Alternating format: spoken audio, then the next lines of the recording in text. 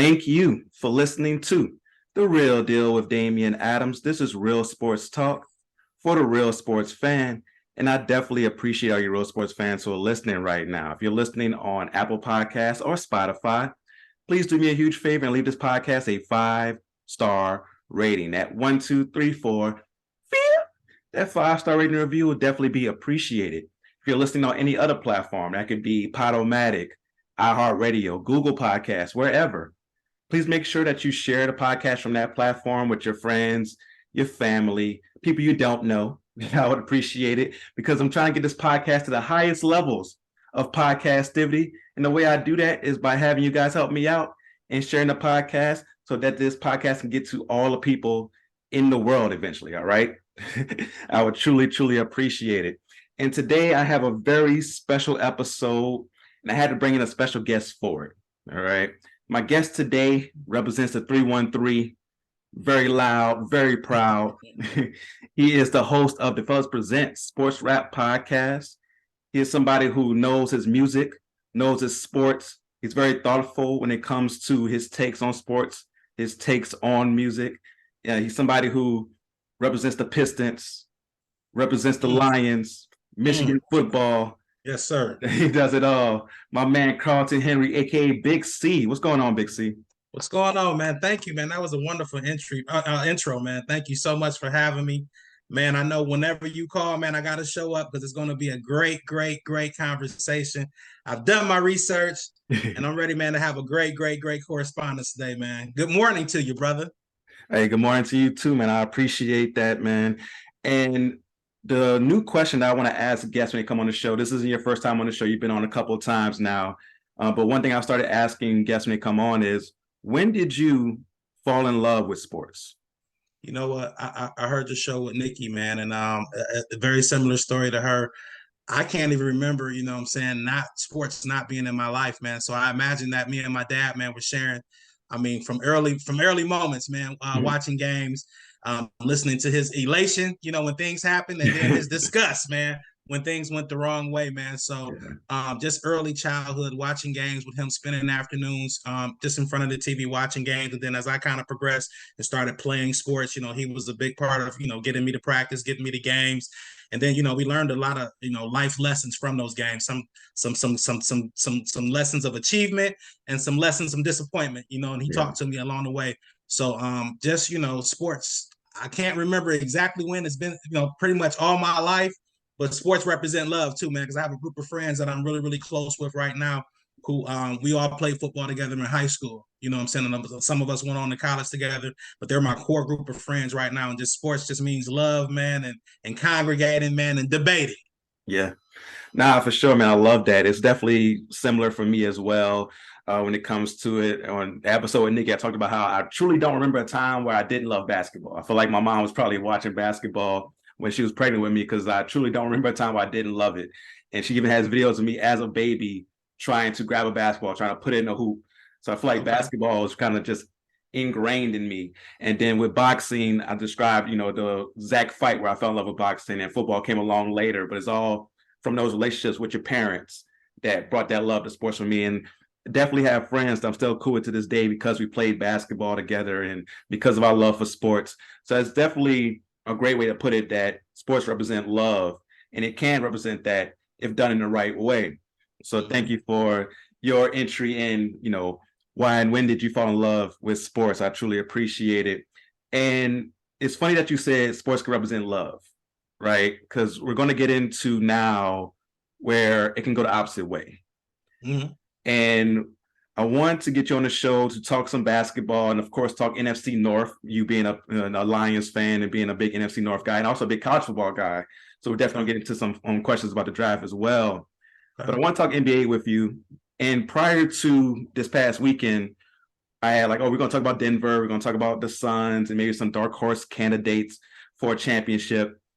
And then the Ja Morant situation continued to evolve. And I hit you up and said, well, we got to add Ja Morant to our subjects here.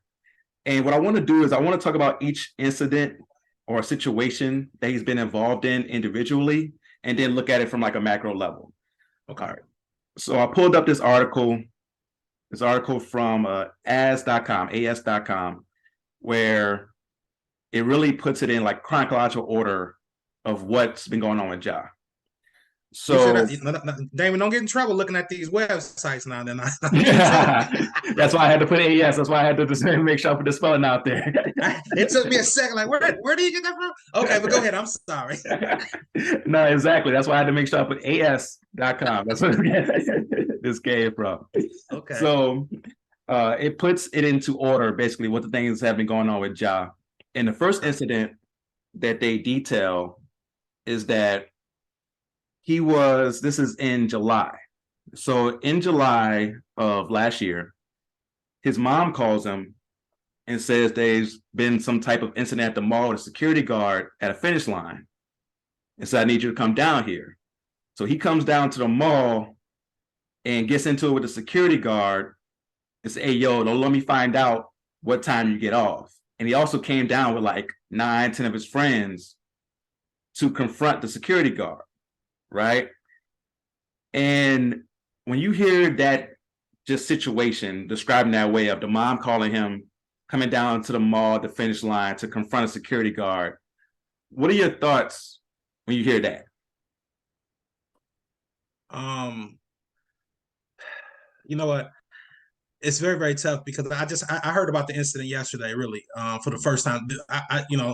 The incidents that we're probably going to talk about involving the video, I did see that kind of in real time, but these other incidents were kind of new to me.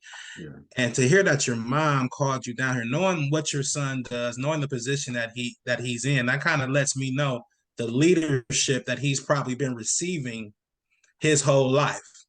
That's gonna shoot him a little bit of bail and grace with me, just because really, if your mom, if you were a superstar athlete, a supermax superstar $100 million athlete, right? There's some folks that you can probably, I don't know what the problem is, and I'm sure you can probably easily, very, very easily walk away and be okay. Yeah. Whatever the issue, whatever the problem is, I'm sure you can walk away and be okay. Whatever you were trying to get or whatever issue there was, I'm sure Ja would have made it right with whoever in a different way. But now to call him and for him to show up himself with his security, I don't know, I don't want to call him an entourage or anything like that, but with his security, and then to make those type of threats, himself. Now, if you tell me, the members of his entourage said blah, blah, blah, blah, that's a little bit different. But coming from him himself, allegedly, I question that. And then I kind of, it kind of sets the stage for some of these other incidents. And I can see kind of maybe if the leadership, allegedly, if this happens like that, like you said, it happened, if the leadership has been like that the whole time, maybe I can see some of these subsequent things happening. Yeah, so when I first saw this story, I was like, I can't really get mad at Ja for this, right? Because he's 23. And when you're 23 and your mom calls you and says, I need you to come down here, you're not in a position to turn down your mom and say no, right? Even at 30, I'm 33 now. And it's hard for me to tell my mom if I disagree with her or if I have a problem with something she said or did. Like, so imagine at 23, what you're thinking when your mom calls you and say, yo, they tripping at the mall, I need you to come down here. You're not thinking you're just going to drop everything that you're doing and come help moms out.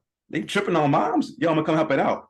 I'm going to come help her out. And also at 23, you're not equipped to handle the situation the right way. Like you said, it easily could have been, yo, what's going on? I'm pretty sure we can solve the situation, because we don't have the details on what exactly happened, right? So in my imagination, a security guard at the mall is not trying to have no beef. He's trying to do his job and go home. Like that's that's what I'm thinking, right? Exactly. So when he comes down with, like you said, his friends, and they come down there, automatically when you come down with that many people, and you've already got that tone, like, oh Lord, this is about to be something, right?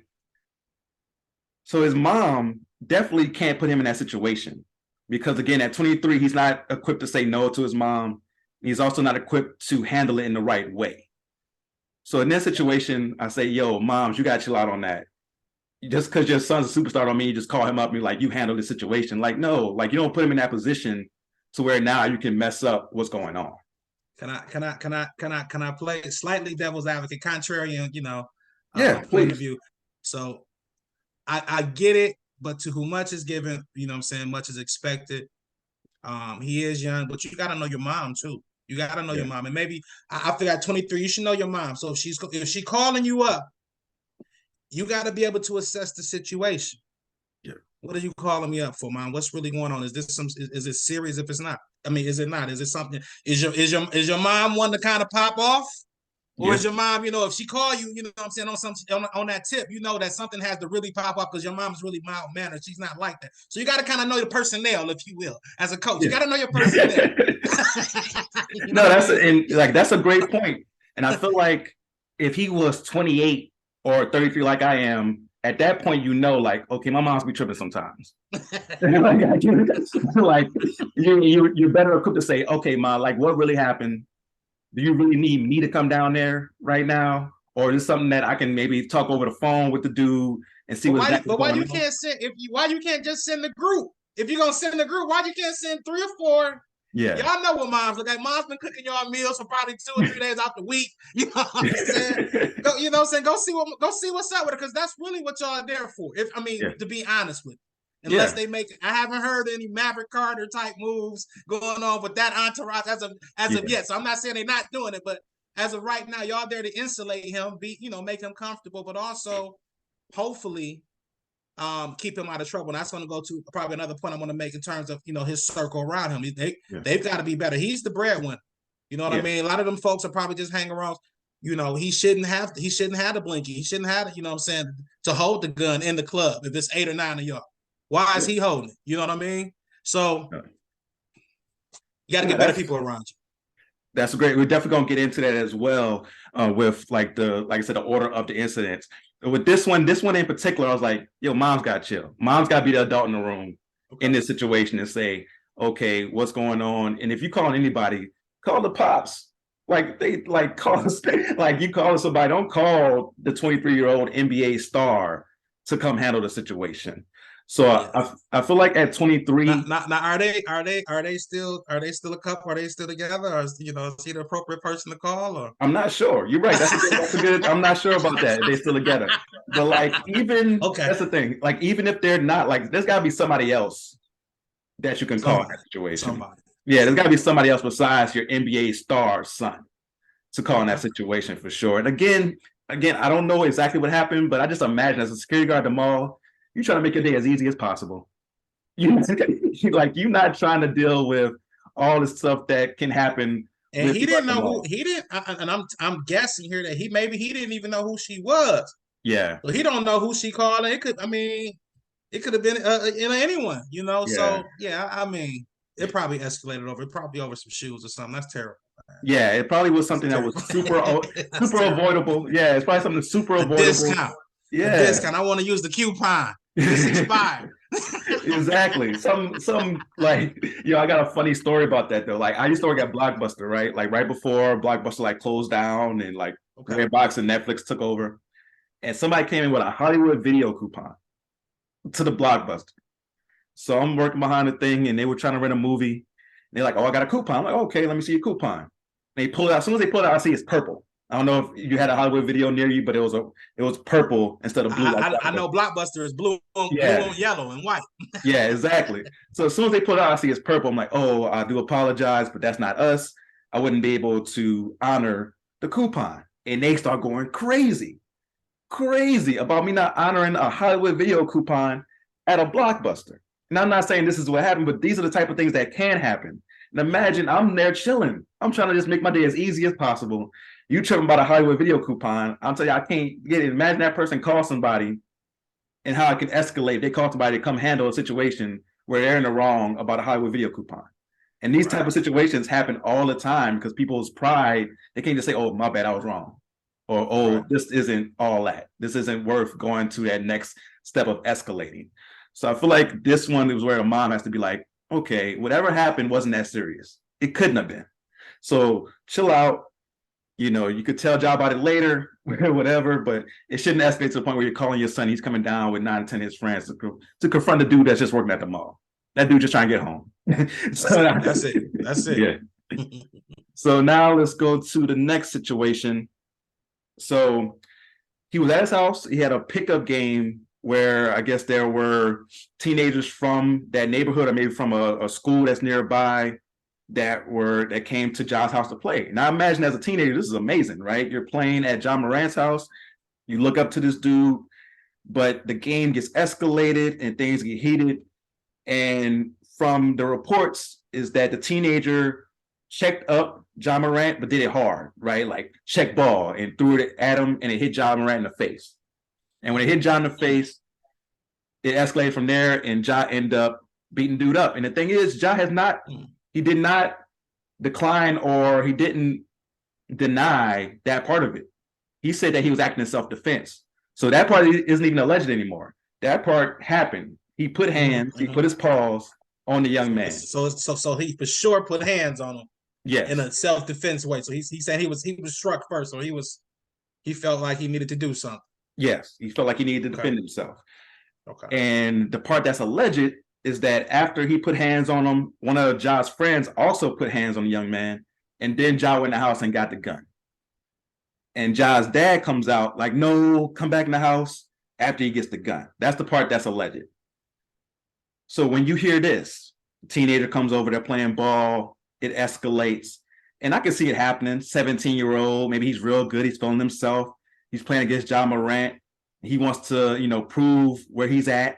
Because we've seen it. We've seen, like, if you go back to like the video with Cam Newton where he was doing the camp and the kid got in Cam Newton's face and tried to embarrass Cam. We've seen this happen where kids, or I should say young men, try to establish themselves by going at the established person. So I could definitely see that escalate in that way. But when you hear about this incident, what thoughts come to mind? Again, man, listen, man, I don't know if it was 3-on-3, 5-on-5, man, but some of you, whoever laid hands on them secondly probably should have laid hands on them first. If we're gonna go that route. I do believe that you should feel safe at your home. I feel like I'm kind of asking, like, how does just randoms get to your crib? You know what I mean? Somebody gotta have to vet these guys in some way before they get to your crib and hoop. Now, if we're talking about in a park somewhere, or saying an open gym, open run, I can see this, but this is your house.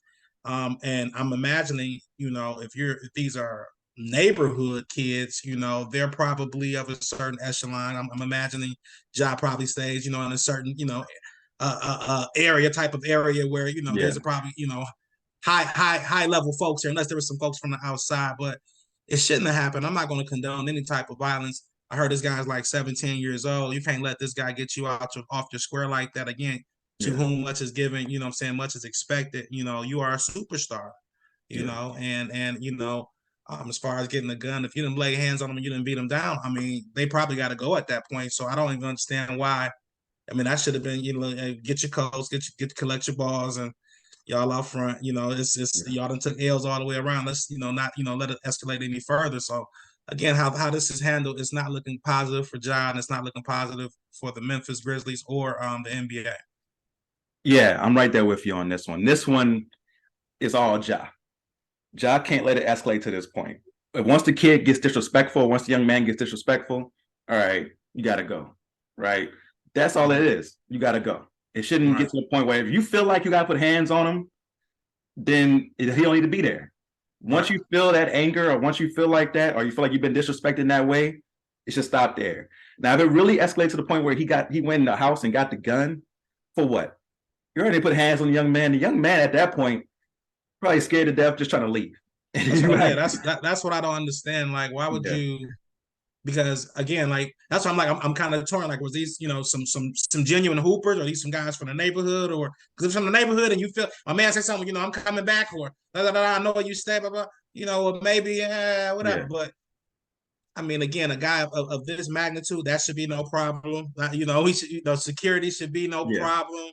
So come on, John. You mentioned in the first story I brought up, maybe just in the friends. This one, the friend should be the one handling it. Hey, you got to go. Yes.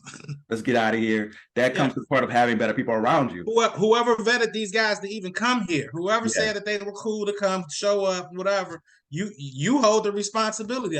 When they start getting out of line, you need to check your boy, or you need to get them, or maybe all y'all need to leave. You know what I mean? You know what I'm saying? So again, he's got to get some better people around and make some better decisions for himself, though. Yeah, in this one, like I said, it's all on him. And the one thing I will say, a lot of people were harped on the point that it was a minor. I feel like because the law says he's a minor, people get stuck on that. But there's no magic switch that happens from 17 to 18. Like you don't change in mentality from 17 to 18. Hopefully, from 11, 12 to 17, you mature enough to where at 18, you're ready to avoid the consequences that come with making bad mistakes once you become 18. But sometimes a 17-year-old may have to get some hands put on them, right? We've seen 17-year-olds. I get what you're saying, but at the Yeah. same time, again, you got to know who you are. Yeah. They playing Ja Morant. Somebody may have a phone out there. Somebody That's may be true. recording this. I'm Yeah. sure in his house there are probably plenty of cameras and things recording this incident. So now you got to try to keep this from getting in somehow the hands of TMZ from your handlers to your housekeepers. You know what I mean? Make sure that there's not a copy of this made, and you get sued. So there's a lot of things like, you got to take it really into account. It's just like, it's just not like we out here in the streets and there's no social media, nothing, and you're nobody. You got to really, really take into account the folks you're around, who's in your circle, how close you allow them to get to you. For sure. I totally agree with that. Like he has to think about things in a different way than the normal person, for sure. And even with, a 17-year-old that may need, to get a pause put on him, you can't be the one to do it. Like, I agree. That's the thing. Like the 17-year-old may need to get those paws put on him, right? He may be feeling himself too much, or if somebody was smelling himself a little too much, getting mannish, as my grandma would say. Like he may get into that point, but that's the thing, that you can't do that. So that's another one where it's like, okay, Ja, you're tripping. There's no need for you to do that, and no need for you to go get the gun. Come on, bro. Like at this point, allegedly, like once you get to the point where you put the pause on them, you already at that point, like, dang. Like for me personally, I would have been like, oh man, I went way too far. But then you go even further, allegedly, to go get the gun. Like, yo, that's wild. So later on, now we're into the season, and they're playing against the Indiana Pacers, right? Oh. And there's a alleged incident where some of the Indiana Pacers were confronted by some of Ja Morant's friends because they say a traveling party in this article. And there was a slow-moving SUV that had a red laser pointed into, I guess, the Pacers bus. And people are saying that some people are saying this didn't happen at all. Others are saying that we knew what we saw. So this one is very heavy on the alleged side, where the other ones we have kind of more confirmation. This one is very heavy on the alleged side. With this one, it comes down to what you were saying earlier. Who's around you? Why is this even a thing where they're confronting people? And I don't know exactly what happened, what didn't happen, but obviously something happened. There was some type of confrontation. And now you're messing with, it's different when you talk about the dude at the mall, the teenager at the house, but now you're talking about messing with other NBA players.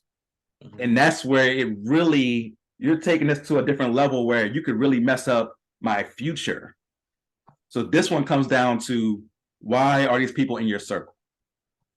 I agree with you. And, again, we don't know exactly what happened, but at the same time, like, why are your friends or your associates or your whatever title they have to you talking to these NBA players? Like, I mean, really, y'all ain't really in the same worlds besides Ja. You know what I mean? I understand, again, maybe something happened in the game. There was words exchanged and things of that nature. But, I mean, that's for those guys to handle. You got to know your role, play your role efficiently and effectively, and just be quiet. You know what I mean? Hype your man up in the car, you know what I'm saying, if you need to. But otherwise than that, just be quiet, man, and play your role, man. That's ridiculous. Craziness. So and now you got the block high because now you got a string of things kind of happening. Yes, exactly. There's some smoke here. We don't know if this really happened, but they say it here. So where there's a little smoke, there may be some fire. Exactly. So now that you're having these string of incidents, it's like, oh, is this a trend? Like, this is what you're about now? Like, this is what's happening? So then there's an article that comes out in the Washington Post kind of detailing these incidents and going even into more detail about what's going on. And a couple of days after the report comes out from the Washington Post, yesterday morning, he's in a strip club having a good time on IG Live, and he's flashing he got a little gun. I don't know if it was 22, but he had a little gun on him that he was flashing around. It reminds me of that scene from Harlem Nights where I was sitting on the hall shooting this gun. Man came out with the little bang bang. Yeah. The little pound. He's like, stop shooting that little ass gun. But yeah, so it reminds me of that scene because he's showing that he got the gun on him in the strip club. So when you saw the video, what thoughts came to your mind seeing him in the strip club flashing the fact that he has the gun on him? Man, my thoughts and my first thoughts was like, man, didn't y'all just get blew out by the Denver Nuggets? Like, wasn't that just the same night? Like, yeah. But I'm all for y'all having a good time, whatever. But again, you can't. I mean, why are you on your IG live? You know what I'm saying, with a pistol? Like, what? I mean, what does that do for you? Like, what are you trying? What point are you trying to get across? You know, what audience are you trying to reach? Like, what are you doing? Yeah. You know what I'm saying? I mean, that's not a situation where you're in any danger. You're clearly enjoying yourself, having fun, but you're putting yourself in danger and putting others at danger, you know, at the same time.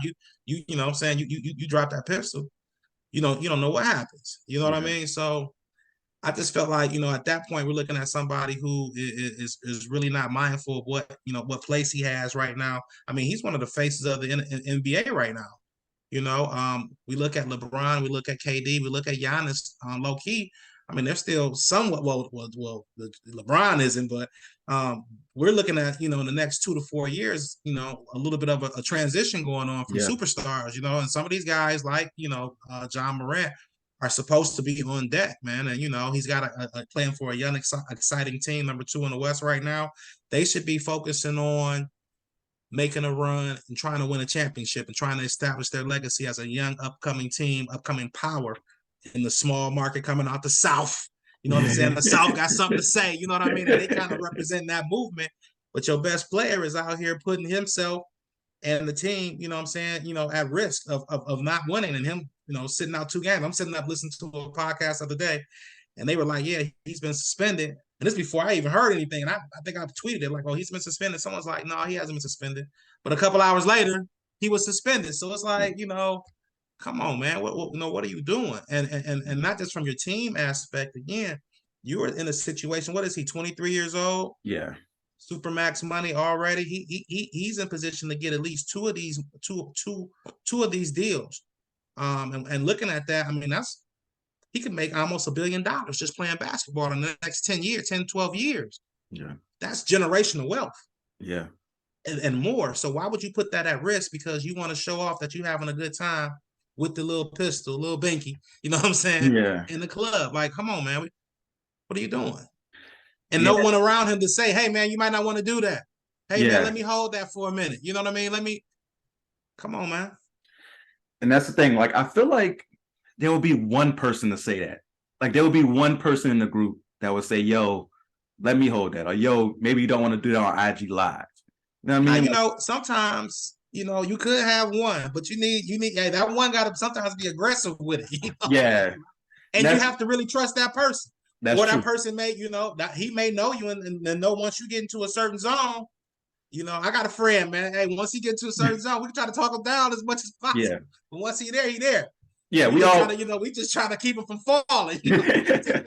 When he fall, but we know the fall is coming, just where it's gonna be. So you know, it's crazy. But the crazy thing for me is that really no one knew anything about Ja, like personally, in my opinion, from coming from a guy from the Midwest up north. I just knew that he had led Murray State, you know what I'm saying, to a championship. He was kind of an unheralded, you know, recruit coming out of the state of South Carolina. Yeah. And now he's this, you know, basketball phenom. So now when you look at that, just from a guy outside looking in, you know what I'm saying, this becomes his perception to the world. Yeah. You know, is it really the reality? I don't know how he came up, and if this, you know, this is how he rocks out, or is he just trying to play a role right now, going through a phase that sometimes young men go through, and young men who don't happen to have $100 and something million to play with as well. So yeah, which one is it? And right now, his perception could be what a lot of folks feel is his reality, and that's the thing where I think he's hurting himself. You know what I'm saying? He's a rep for Nike.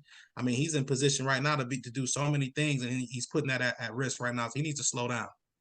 For sure, right? Because the thing is, he's very popular with the kids, right? When I go play pickup basketball and there's some high school kids that come to play, they're very Ja Morant influenced. You can tell they doing the gritty after each three. They trying to dunk on people because they see Ja Morant doing those crazy dunks. I saw they had three kids one time, all had the same dress like Ja, came in Ja Morant jerseys. I'm like, dang, like I knew we were heavily influenced by Allen Iverson when I was a kid. Right. I like it wasn't like this. Like we were like I wasn't out there, trying to grow the braids and try to be exactly like AI. Like I loved AI, but I wasn't trying to do that. So obviously he has a great influence, and that's the reason his shoes are jumping off the shelves. It was ironic because a Powerade ad on social media premiered the same morning the video came out. I know Powerade had to be like, really? So he's in line to make so much money from the NBA, from Nike, from Powerade, all these other avenues he has to really set up his family for life. I'm talking about when he's long gone, his family's still gonna be good from what he did in the NBA if he continues to be able to play for the next 10, 15 years. And man, he needs to, man, he needs to reach out, man, to LeBron, man, and just, maybe talk to him and just kind of, look at, some of the things that LeBron has done with his team, with his folks, kind of the legacy that he's built, man, because to me, he's kind of on that track. He's one of the few star players that have been kind of given that track that you can kind of be great on the court and possibly off. Definitely marketing companies, man, definitely see a gold mine in him and have attached a lot of their brands to him. So it's very, very important, man, that he, navigate, this part of his career very, very, very carefully, man, and navigate out of this in a positive way so he can continue to be, a blessing to us as fans and a blessing to his family, man. Because again, he's in line to set them up for a minute and establish a legacy of wealth for them, generational wealth for his family. So he needs to get him a mentor, man. I help him out for a few dollars. For sure. And that's the thing. Like, hey, man, give me that, man. No, man. No. For sure, though. And he definitely needs somebody. He needs that OG in his life to be like, yo, what are you doing? Like, and the thing is, you bring that up. The person who should be that, who we see all around all the time, his dad. His dad is somebody we see around all the time. Right now, I don't know if he was in a strip club with him. I doubt that, but we see him around all the time. So why isn't he the one that's like, yo, old school, like pin him up, like, yo, what are you doing? What are you doing right now, yo? I did make a comment, man, about that. Like, Josh seems to be a young man who still needs some parenting, and sometimes, man, even though we are grown, and even though with him being, at that NBA star, we think that he has it all together. But sometimes we still need some people to kind of, put us, in check and hold us accountable and tell us, what's right and what's wrong. And, there's nothing wrong with that. He's 22, 23 years old, my dad, God rest his soul, he was still giving me, saying tips and pointers and things right up, to the end. And I wondered about that as well. But again, not really knowing his history, not really knowing, what type of relationship they have. Has he, I don't know if he's been always around or what type of role he has in his life now. So it's kind of hard to say, but he definitely needs, somebody to kind of, talk him down and say, hey, man, you got a lot of things in front of you, man. You need to think about everything a little bit more. You know what I'm saying? And if it's some other things involved, maybe a little bit cut back on the drinking a little bit, or other things, so you can make these, judgments a little bit, with a clear head, or get somebody who just you really, really trust, man. Get what they call a weirdo, a corny person around you, man, and just, hey, man, let them do their thing, man. For sure. Like you need somebody in a group that's not cool. You need somebody in the group that's not cool. It's gonna be like, yo. But what that person has to be, though. That person has to be not a yes man. They gotta have their own job. They gotta have their own ambition. They gotta have something that they can lose to. Like, listen, I ain't trying to go to jail either. They gotta have their wife or something to go home to. They gotta have somebody. If I don't go home, man, my wife is gonna leave me and take everything. That's real. That's real. If you have somebody in your group that also has something to lose, they're gonna be like, yo, what are you doing? Yo, not just for you, but I'm not trying to lose my good job, right? I say I got a good state job with benefits. You trying to mess me up? You got no. Okay, no. I see how they live. No, they sleep on the floor. They got air mattresses in a mansion. No, I ain't trying to do that.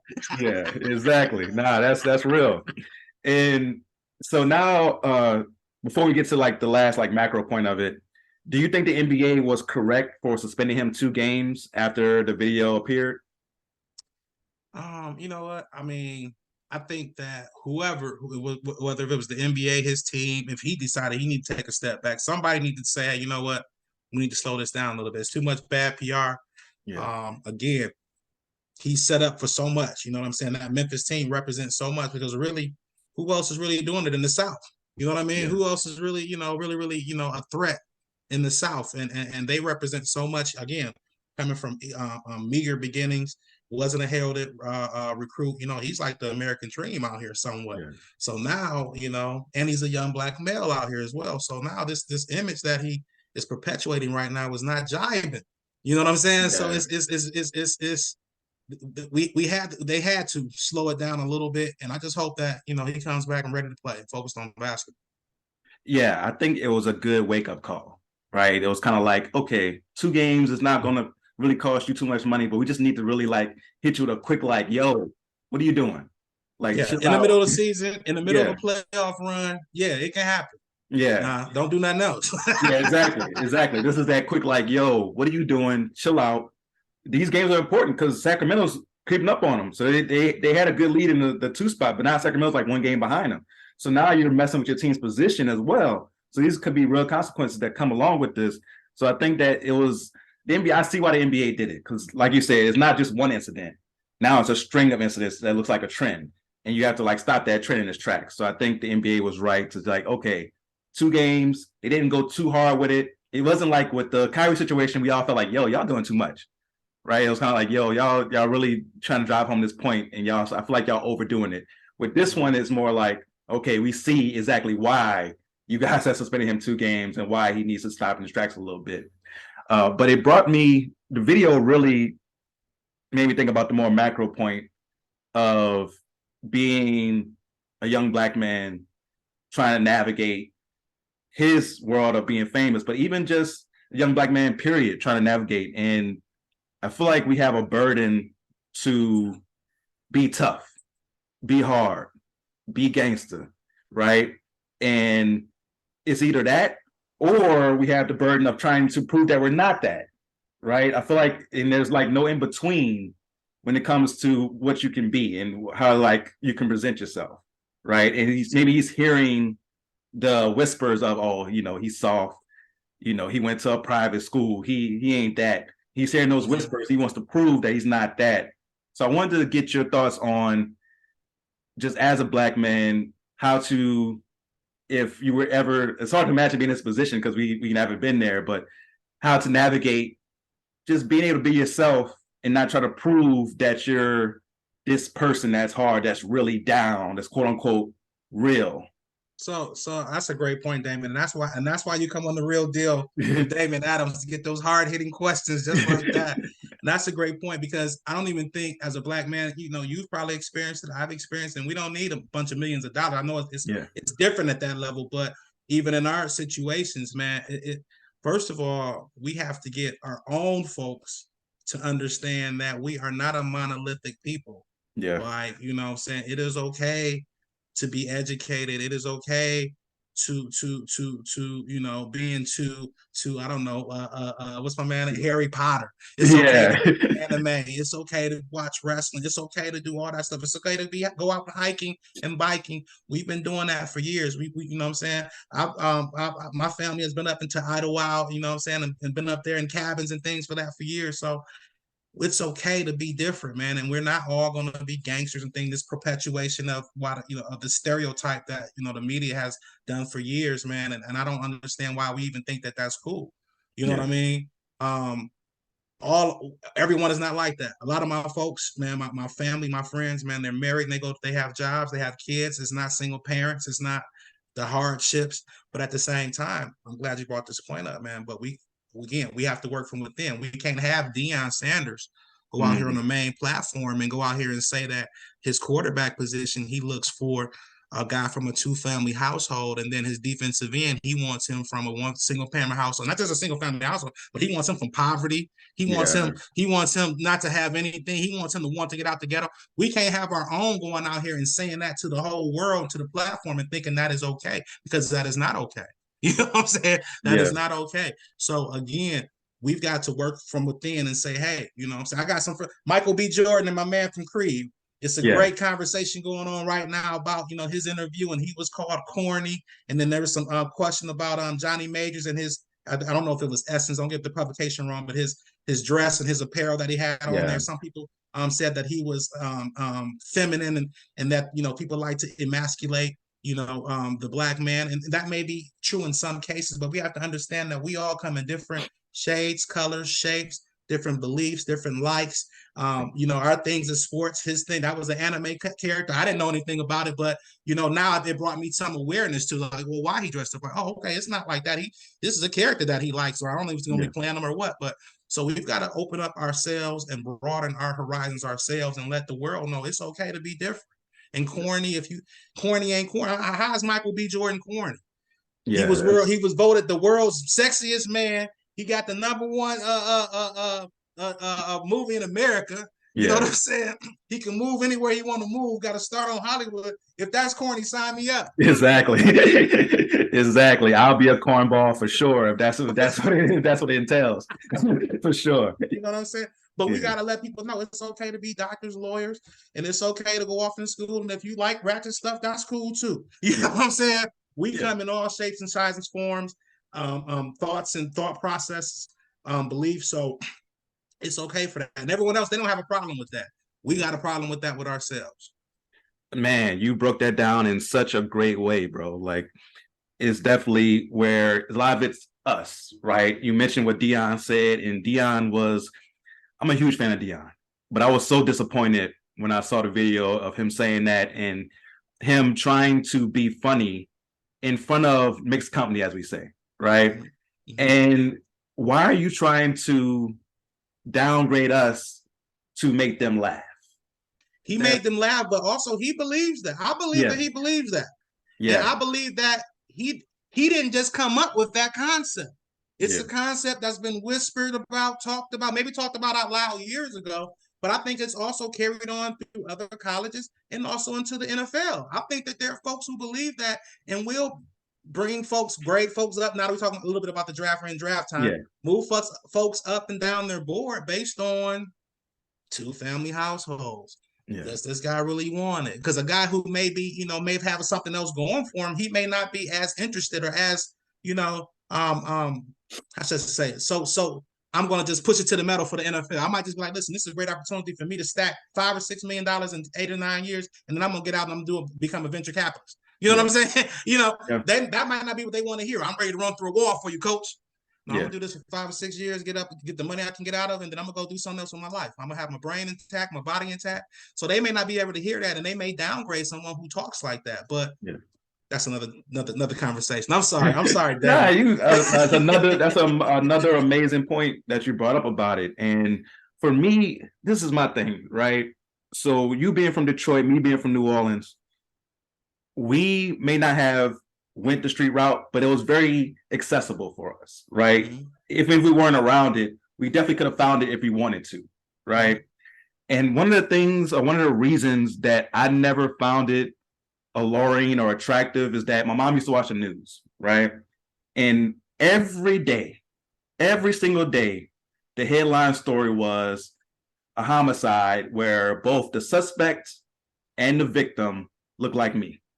Mm-hmm. And for me, it was like, I don't want to be the frontline story on the news, being a victim or being a suspect for something that's so stupid. Like a lot of times it was, oh, this dude was selling on my block, we had to take care of it, or we had a beef about this girl, or it was a bunch of things that didn't truly matter that cost us Black men our lives. And not just the person that got killed, the person who also did the killing may as well be dead because they're going to be in jail for life.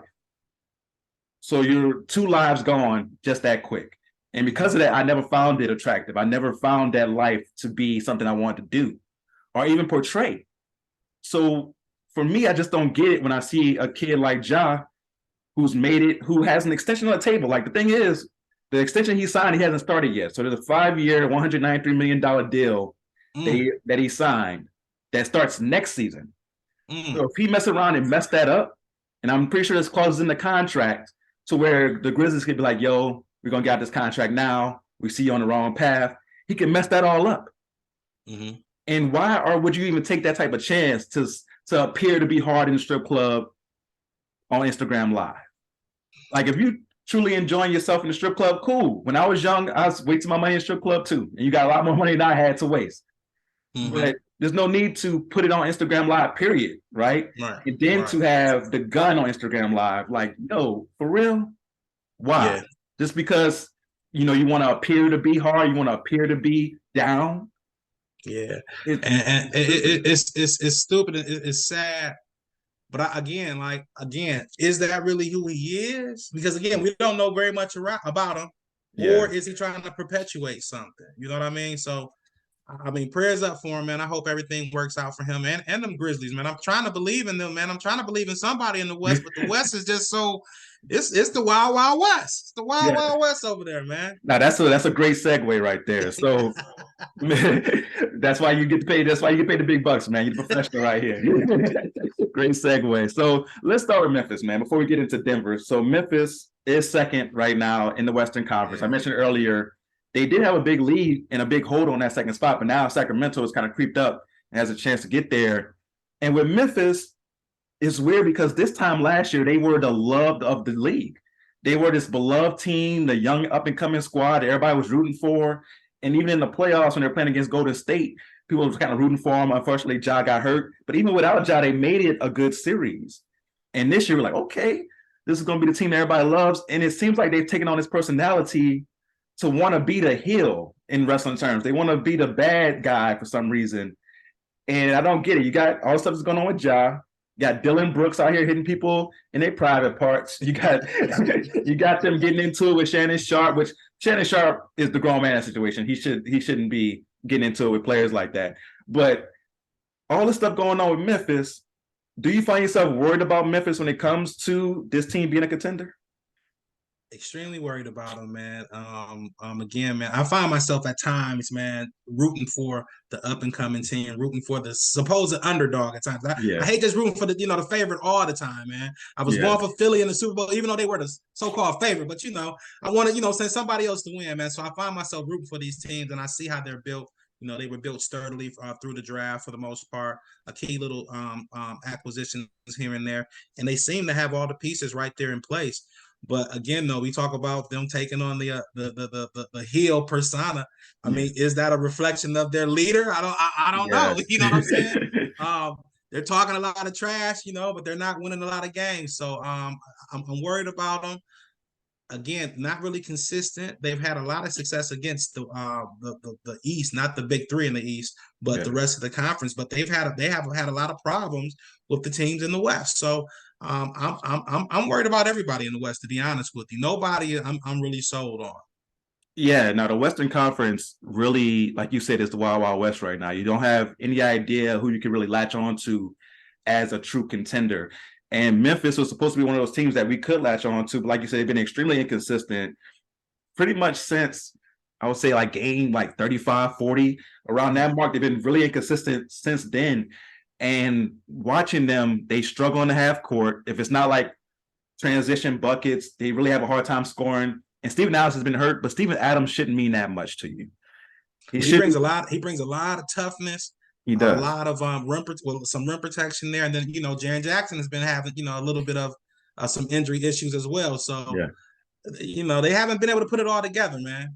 Yeah, they've had, and the thing is, like you said, they've had these issues along with becoming a hated team. So now every time you play, teams are looking like, okay, y'all said y'all good in the West, huh? Let's go. So now you put that target on your back, along with you struggling. It's just compiling all these things. So it's gonna be Dylan Brooks. I mean, what happened to him? What happened? Dylan Brooks, man, he's so hot and cold. So hot and cold, and it's been more cold. And cold. Yeah, he should be up here in Detroit because it's so cold in the deep. It's so cold. He should be up here for real. Like, he's been more cold than hot, and he's got that tough guy persona as well. And he's worried about talking trash to Draymond as if wow, Golden State's beating you. So you just you just can't get caught up in that stuff, man. So I'm worried about Memphis as far as being a contender. It's going to be very interesting to see what happens. They mess around and slip to the 4 seed or 5 seed. Now you're playing maybe a Phoenix in the first round. I'm gonna tell you, Yeah, the seeding situation. I definitely don't want to see Phoenix. I don't know if we're going to them next or not, but the seeding situation in the West, to me, is almost, it doesn't even matter.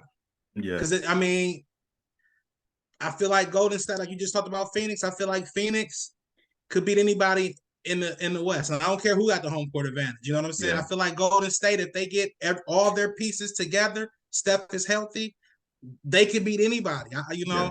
They have enough savvy and enough talent to do that. Denver, we're gonna talk about Jokic in a minute. Yeah. I like their team. They look like they have all the pieces together. I was hoping that they were gonna keep Bones Highland.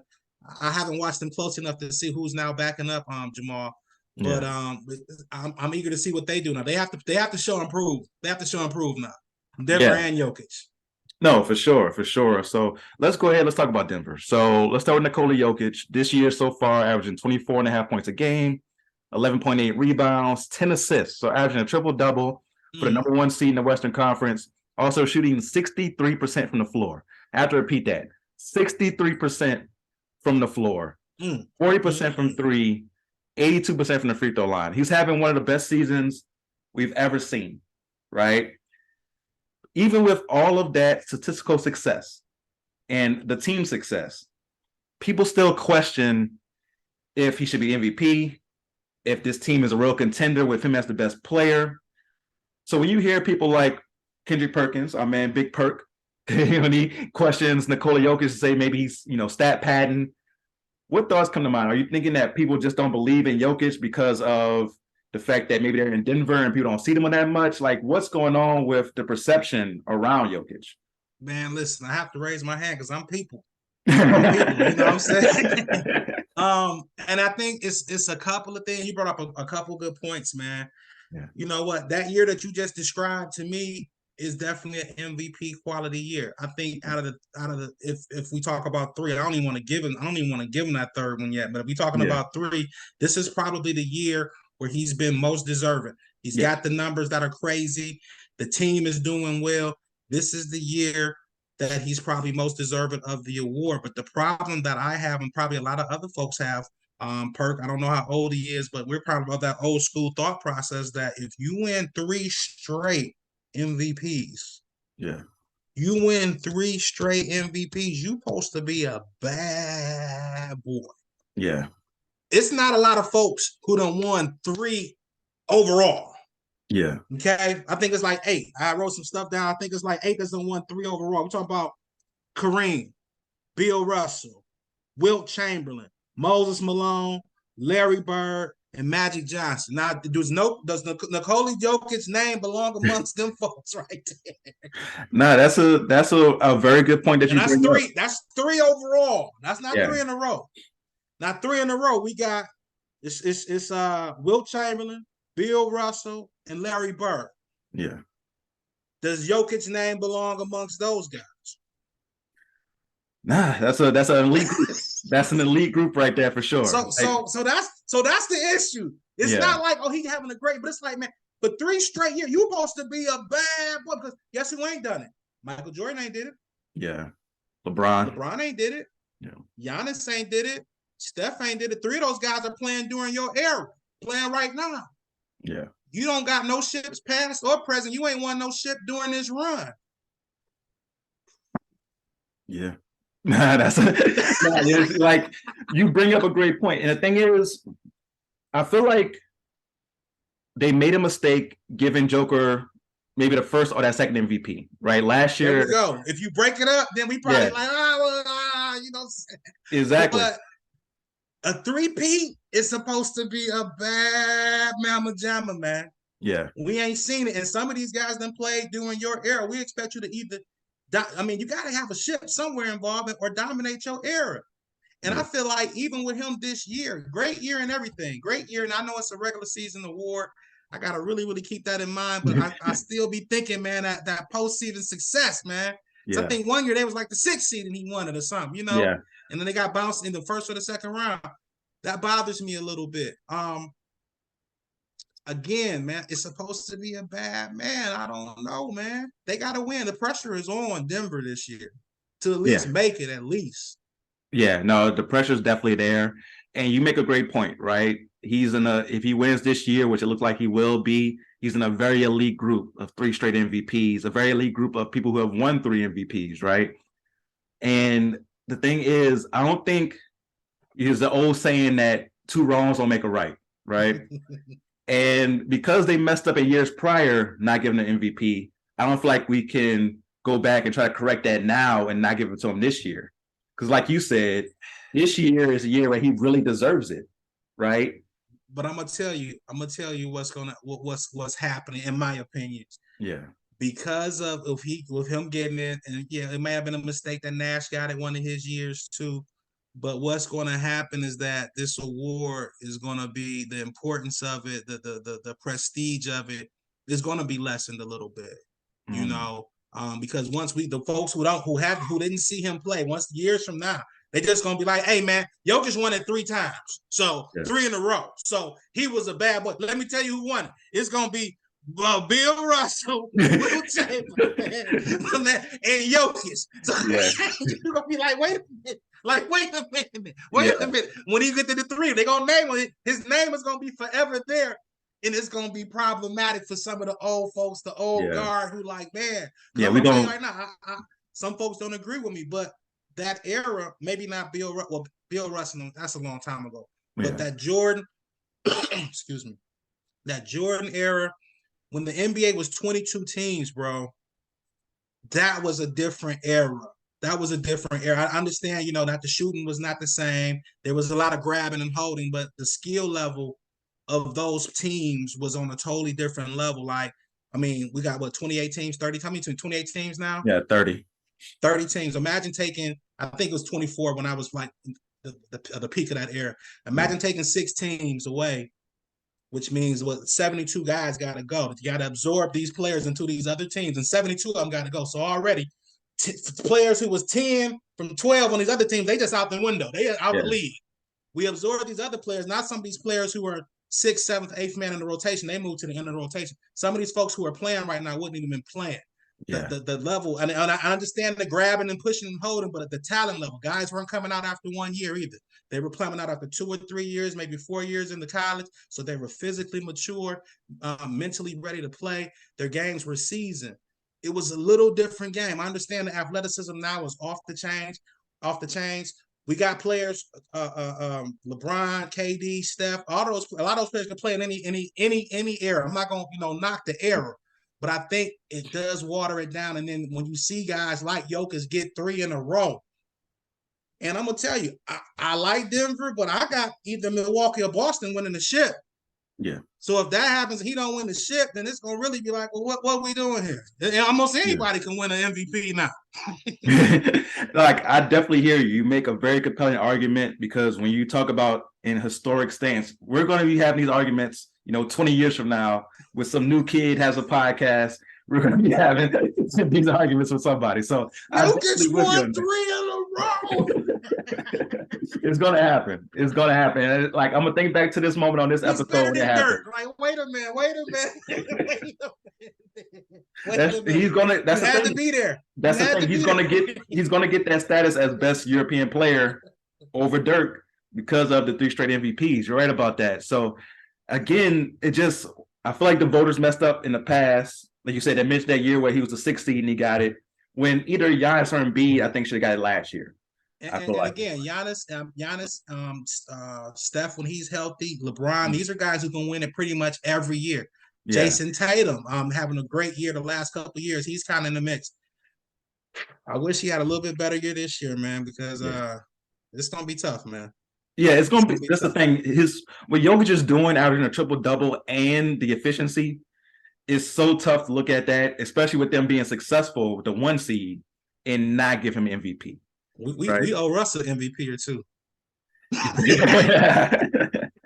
I think that's the thing. So once Russ got MVP that year, they were the 6th seed. We got in the first year he averaged triple-double. They were the 6th seed, and he got MVP, and they was out first round. I feel like after he got that MVP, that's when they opened up the door for somebody like Jokic to get it He later on. walked. He walked so Jokic could run. Exactly. Exactly. Russ opened up that door by getting that MVP because people thought I was crazy, but I thought Kawhi should have got it that year. The year that Russ won it, I thought Kawhi should have got it because people look back at that Spurs team. They were the 2 seed that year. The 1 seed, of course, was the Warriors. That was Kevin Durant first season. Mm-hmm.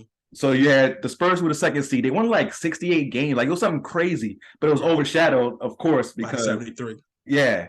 So, but no, not the 73. No, they didn't win the 73 that year. Not that year. It was the next. Yeah. So they won like I want to say the Spurs won like 64, 65 games. I think the Warriors made it won like 67, something like that.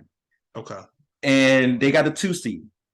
And Kawhi is getting you like 25, 5-5, shutting down on defense.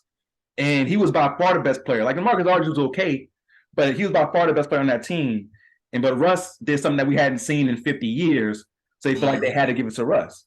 Mm-hmm. Now you got Jokic doing that and the 1 seed and being more efficient and less turnovers. It's like, yo, you have to respect what he's doing. Now, the thing is, like you said, is a separate conversation between MVP and best player. Anybody you talk to who's really a hoop head, they don't have Jokic as their best player because Jokic can't affect defense the way Giannis can. He can't affect defense the way Embiid can. Is Jokic a top 5 player? Top 5. So I would go Giannis. This is the thing. Giannis, KD when he's healthy. You got to have Embiid in there over him. Do you have Tatum over Joker? Well, I got LeBron. I still take 38-year-old LeBron over a lot of folks. Yeah, that's true. Like LeBron is still a monster as well. Yeah, so it's tough to have Jokic in that top 5 because with Tatum, people sleep on how good Tatum is on defense. Mm-hmm. So that's another one in there. So that's what I'm saying. It'd be hard, man. 3 in a row. You supposed to be almost the best. Yeah. You know what I'm saying? Them other guys, when they was winning, even the ones who was winning back to back, they was like, okay, they the best in the league. Yeah. Giannis, he the best in the league. Magic, he the best in the league. Jordan, I mean, he the best, you know. Yeah. So it's like you may not even be top 5. That's hard, man. It's hard for us old school fellas, man, to give them that, man. We holding on as long as we can, man. But I think it does water it down just a little bit. Yeah, he better win. You make some great points. And the thing is, coming out of that West is going to be tough because there's a new guy out here in Phoenix, Kevin Durant, who has been added to the Phoenix Suns. And they've played 2 games together so far, and they look very good. Now. They played against the Hornets and the Bulls, so it's not the best competition. Okay. But they've stepped into it, and Kevin Durant's come in, and of course, he looked flawless, right? That's one of the things that makes Kevin Durant so good is the fact that he could fit into any system right away. You don't need to really change what you're doing because the thing is, Kevin Durant's an amazing scorer. You don't really have to call plays for him, right? You just come down in the normal flow of your offense, and he'll get a mid-range bucket. He'll be able to get to the goal. And now you add that with Devin Booker, who's amazing in the mid-range. Chris Paul, even at this stage, is still an amazing playmaker. Should the Suns be the go-away favorite in the Western Conference? I think Denver is the favorite. Yeah. But again, though, it's wide open. I really like Phoenix. I think that they're probably the most complete team with a healthy KD. It's going to be key. I don't know what they're doing, what type of load management they're doing for Chris Paul and his hamstrings and ankles and things of that sort. They need to double tape them. They need to put them down to about 25 minutes a night. Let my man Cameron Payne get back there and run the point a little bit. So that way they start that. Now hopefully he only played like 60 games this year, 65 maybe. Yeah, because he needs to be rested up, man, for the push for the championship. But I love the move. The only question I have is your boy Ayton going to be able to keep his head right, his mind right, for the championship run? And do they have enough depth? Because they did give up Mikal Bridges and Cam Johnson, 2 guys who I thought were great. Bridges has been absolutely balling in Brooklyn. He going crazy. He going crazy. But that's my only question about Phoenix. But I love the coaching. I love that they have a post presence in Ayton. I love that they have KD, my boy Devin Booker. Shout out to Grand Rapids, Michigan. He got downgraded but upgraded. You know what I'm saying? So They're dangerous, man. They're dangerous, and they play a little bit of defense. I think what's really underrated about KD's game is that he's a great help side defender. Even when he's defending his position, if he has a big guy, sometimes they give him a little bit of problem, but his length is a big problem as well. So he's an underrated defender, and he helps them defensively. For sure. Like that's one thing we saw in the Hornets game. His first game back was some great defensive plays. And the length that he has definitely solves a big issue for them. When he was out after they made the trade and he still was hurt, you saw that lack of size really hurt them. Once he came in, you're like, okay, this is different, right? You have him help side along with Ayton, right? Somebody gets beat. Now you got to go in there with 2 7-footers. It's like, yo, this is crazy. I don't think they should be the go-away favorite because the All-Star break was so late. People forget that this wasn't the halfway point, right? No. This was like the 2/3, almost 3/4 point of the season. Why do they do that? Why do they do that? I don't know. I don't know. Do they not want to compete with the Super Bowl or something? I felt like the All-Star game used to be a little bit earlier, but the Super Bowl used to be a little bit earlier as well. So but it looks like it was like 20 games left in the season. This is the 3-quarter break. Yeah, exactly. I do think the Super Bowl being pushed back was a big part of that because the NBA knows they can't compete with the NFL when it comes to those type of events, right? Okay. And so I think that was a big part of it, is them pushing it back. And also, it is a little cool now because we know after the All-Star break, like, okay, now we're in the home stretch. No more load management. No more taking it easy. You got to go because now you're in that stretch where you're fighting for playoff position, especially in the West, fighting for playoff position.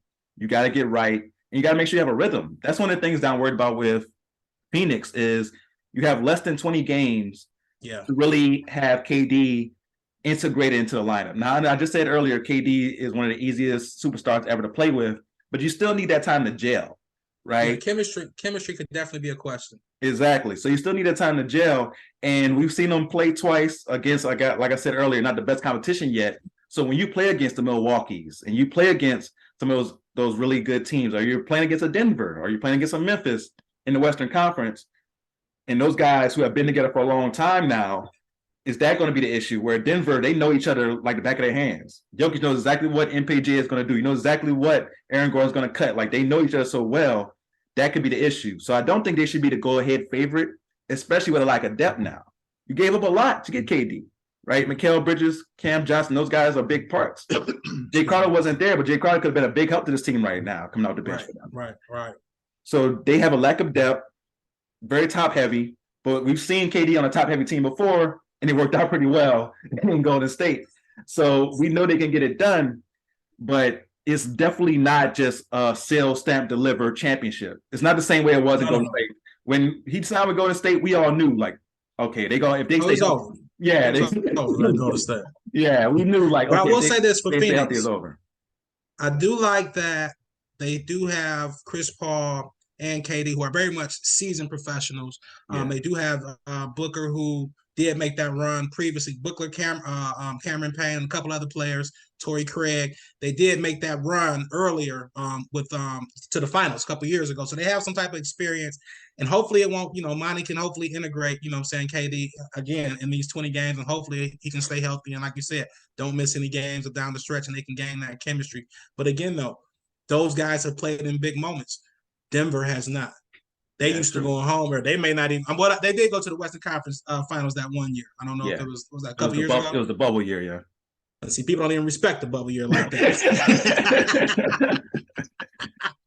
So yeah, but they got to get used to being able to play. That late in the season, play playoff basketball, and a couple of guys that they key guys for Denver. I hate to go back, but Porter and Jamal, they haven't played playoff basketball. The last couple of years. So we got to see if they can adjust. No, that's true. Like there's a lot of unknown variables when it comes to the Western Conference, when it comes to some of these teams. And you really just have to, wait and see. Sacramento, very young squad, limited playoff experience. They're going to be either the 2 or the 3 seed. Are they able to balance when they got to go against maybe a Golden State in the first round, or whoever comes out of the play-in tournament in that first round? Like, it's going to be a lot of things. My New Orleans Pelicans, if Zion comes back, you never know. It's like, oh, man, it can happen. But what's up with Zion? What's up with Zion? Man, hamstring. They keep saying like he was working his way back, doing like 3-on-3 workouts when he had a setback prior to the All-Star break. So hopefully hopefully he could be back in maybe a week or two, which will be a very limited time to try to integrate him back into the lineup because Brandon Ingram's cooking right now, right? I'm And about to he's say back. I like what I see with Ingram and McCollum. Yeah. I like what you guys were doing earlier in the season when you guys had everybody kind of rolling. And I know that's your squad, and I Yeah. know that Zion is your guy. So what are you feeling right about now, man, about Zion, man? Oh, it's right now it's just nervousness, man. Because you're like, he's amazing when he's on the court. Amazing when he's on the court. And the fact that, this year it was supposed to be the year where he was like, okay, I'm full throttle. He was playing back to backs. We're like, okay, cool. Like he's finally ready to go. And then he had that hamstring injury. I was watching the game when it happened against Philly, and you saw it. As soon as he tried to do a little burst and you saw him pull up, he's like, dang. And hamstrings are tricky, calf strain, stuff like that. Those It's tough especially during the NBA season because you're playing sometimes multiple games during the week, man. So yeah. that's tough. That's tough. Yeah, it's tough. So hopefully he could be back. And they were supposed to do like a re-imaging, I guess like an MRI last week, and we haven't really heard any news from it, which could be a good thing or a bad thing. So yeah, it's something that's got me nervous. We haven't played well without him, and that's one thing that I've kind of tried to. People have gotten on me, but I've held the coach accountable for that because last year Zion missed the whole season, and once we made the CJ McCollum trade, you saw us play well without Zion. So the team should be used to playing without Zion. So I don't understand the struggles without him, especially with BI cooking. Like BI, he also missed a lot of games this year with a toe injury. But once he came back, it took him like maybe 2 or 3 games to get back into the groove. And then after that, he was cooking. So once he's cooking, CJ, we know, is a bona fide scorer. You got Jonas Valanciunas who can get you 20 and 10 a night. This team should be okay without Zion. You're not a championship contender without Zion, but you should be okay and able to stay above water without Zion. So for me, if we get Zion back, it definitely makes us a dark horse contender for sure. Okay. But what are maybe some of the other dark horse contenders out there, not just West, but maybe Eastern Conference as well? On the East, a dark horse contender, man. I'm gonna tell you, man, I am really, really, really liking what Cleveland's putting down, man. Yeah. I don't know, they're like the 4th seed, and no one really expected them to be, this good. But man, the way they put together their roster, you got, the trade for Donovan Mitchell. They got the, Evan Mobley over there, the draft pick a couple years ago. They got Darius Garland there, Karis LeVert. They have a nice group of ascending star players, if you will. I'm sorry, the center's name. What's his name? Big fella. Oh, you talking about Jarrett? Yeah, Jarrett. He's an all-star center. All-star in Donovan Mitchell, budding star in Evan Mobley. Darius Garland is there. You have ancillary pieces coming off the bench. They're going to be a dangerous team, man. And Donovan, man, he's taking that next step. I think that, hey, if Ja fall off, Donovan Mitchell, you know what I'm saying? Lose a deal or two. They got a couple guys ready to, take that step, Ja. So, hey, man, don't slip. Yeah, don't slip. Exactly. There's always somebody in the cut waiting. Some folks in the Matrix, they're getting them primed up. Yeah, for sure. There's always somebody in the cut waiting for sure. I like that pick in Cleveland. When you watch them play, a lot of people complain about the lack of defense in today's NBA. You're not going to get that with Cleveland. They play real defense. I'm talking about denying the ball, real on-ball defense. The help is there. Like, they play real defense. So some people will see like that they might rank first or second in points allowed, and they'll say, oh, well, their play slow. It's a pace. No, it's not just the pace. When they're on defense, they D up. Donovan Mitchell was known as a bad defender in Utah. Some reason, I don't know if he got away from Gobert and got rejuvenated or what. My dude be out there playing defense, yo. Yeah. So when you watch Cleveland, you see a really good team that could really give teams problems. So I like that pick a lot. Do you believe right now the hottest team in the NBA is the New York Knicks? Are you believing the hype with the New York Knicks? I'm happy for the New York fans, man, the fan base. They've been waiting a long time, man, to be relevant again, man. And I'm hoping that some of that juju rub off on my Pistons again, man.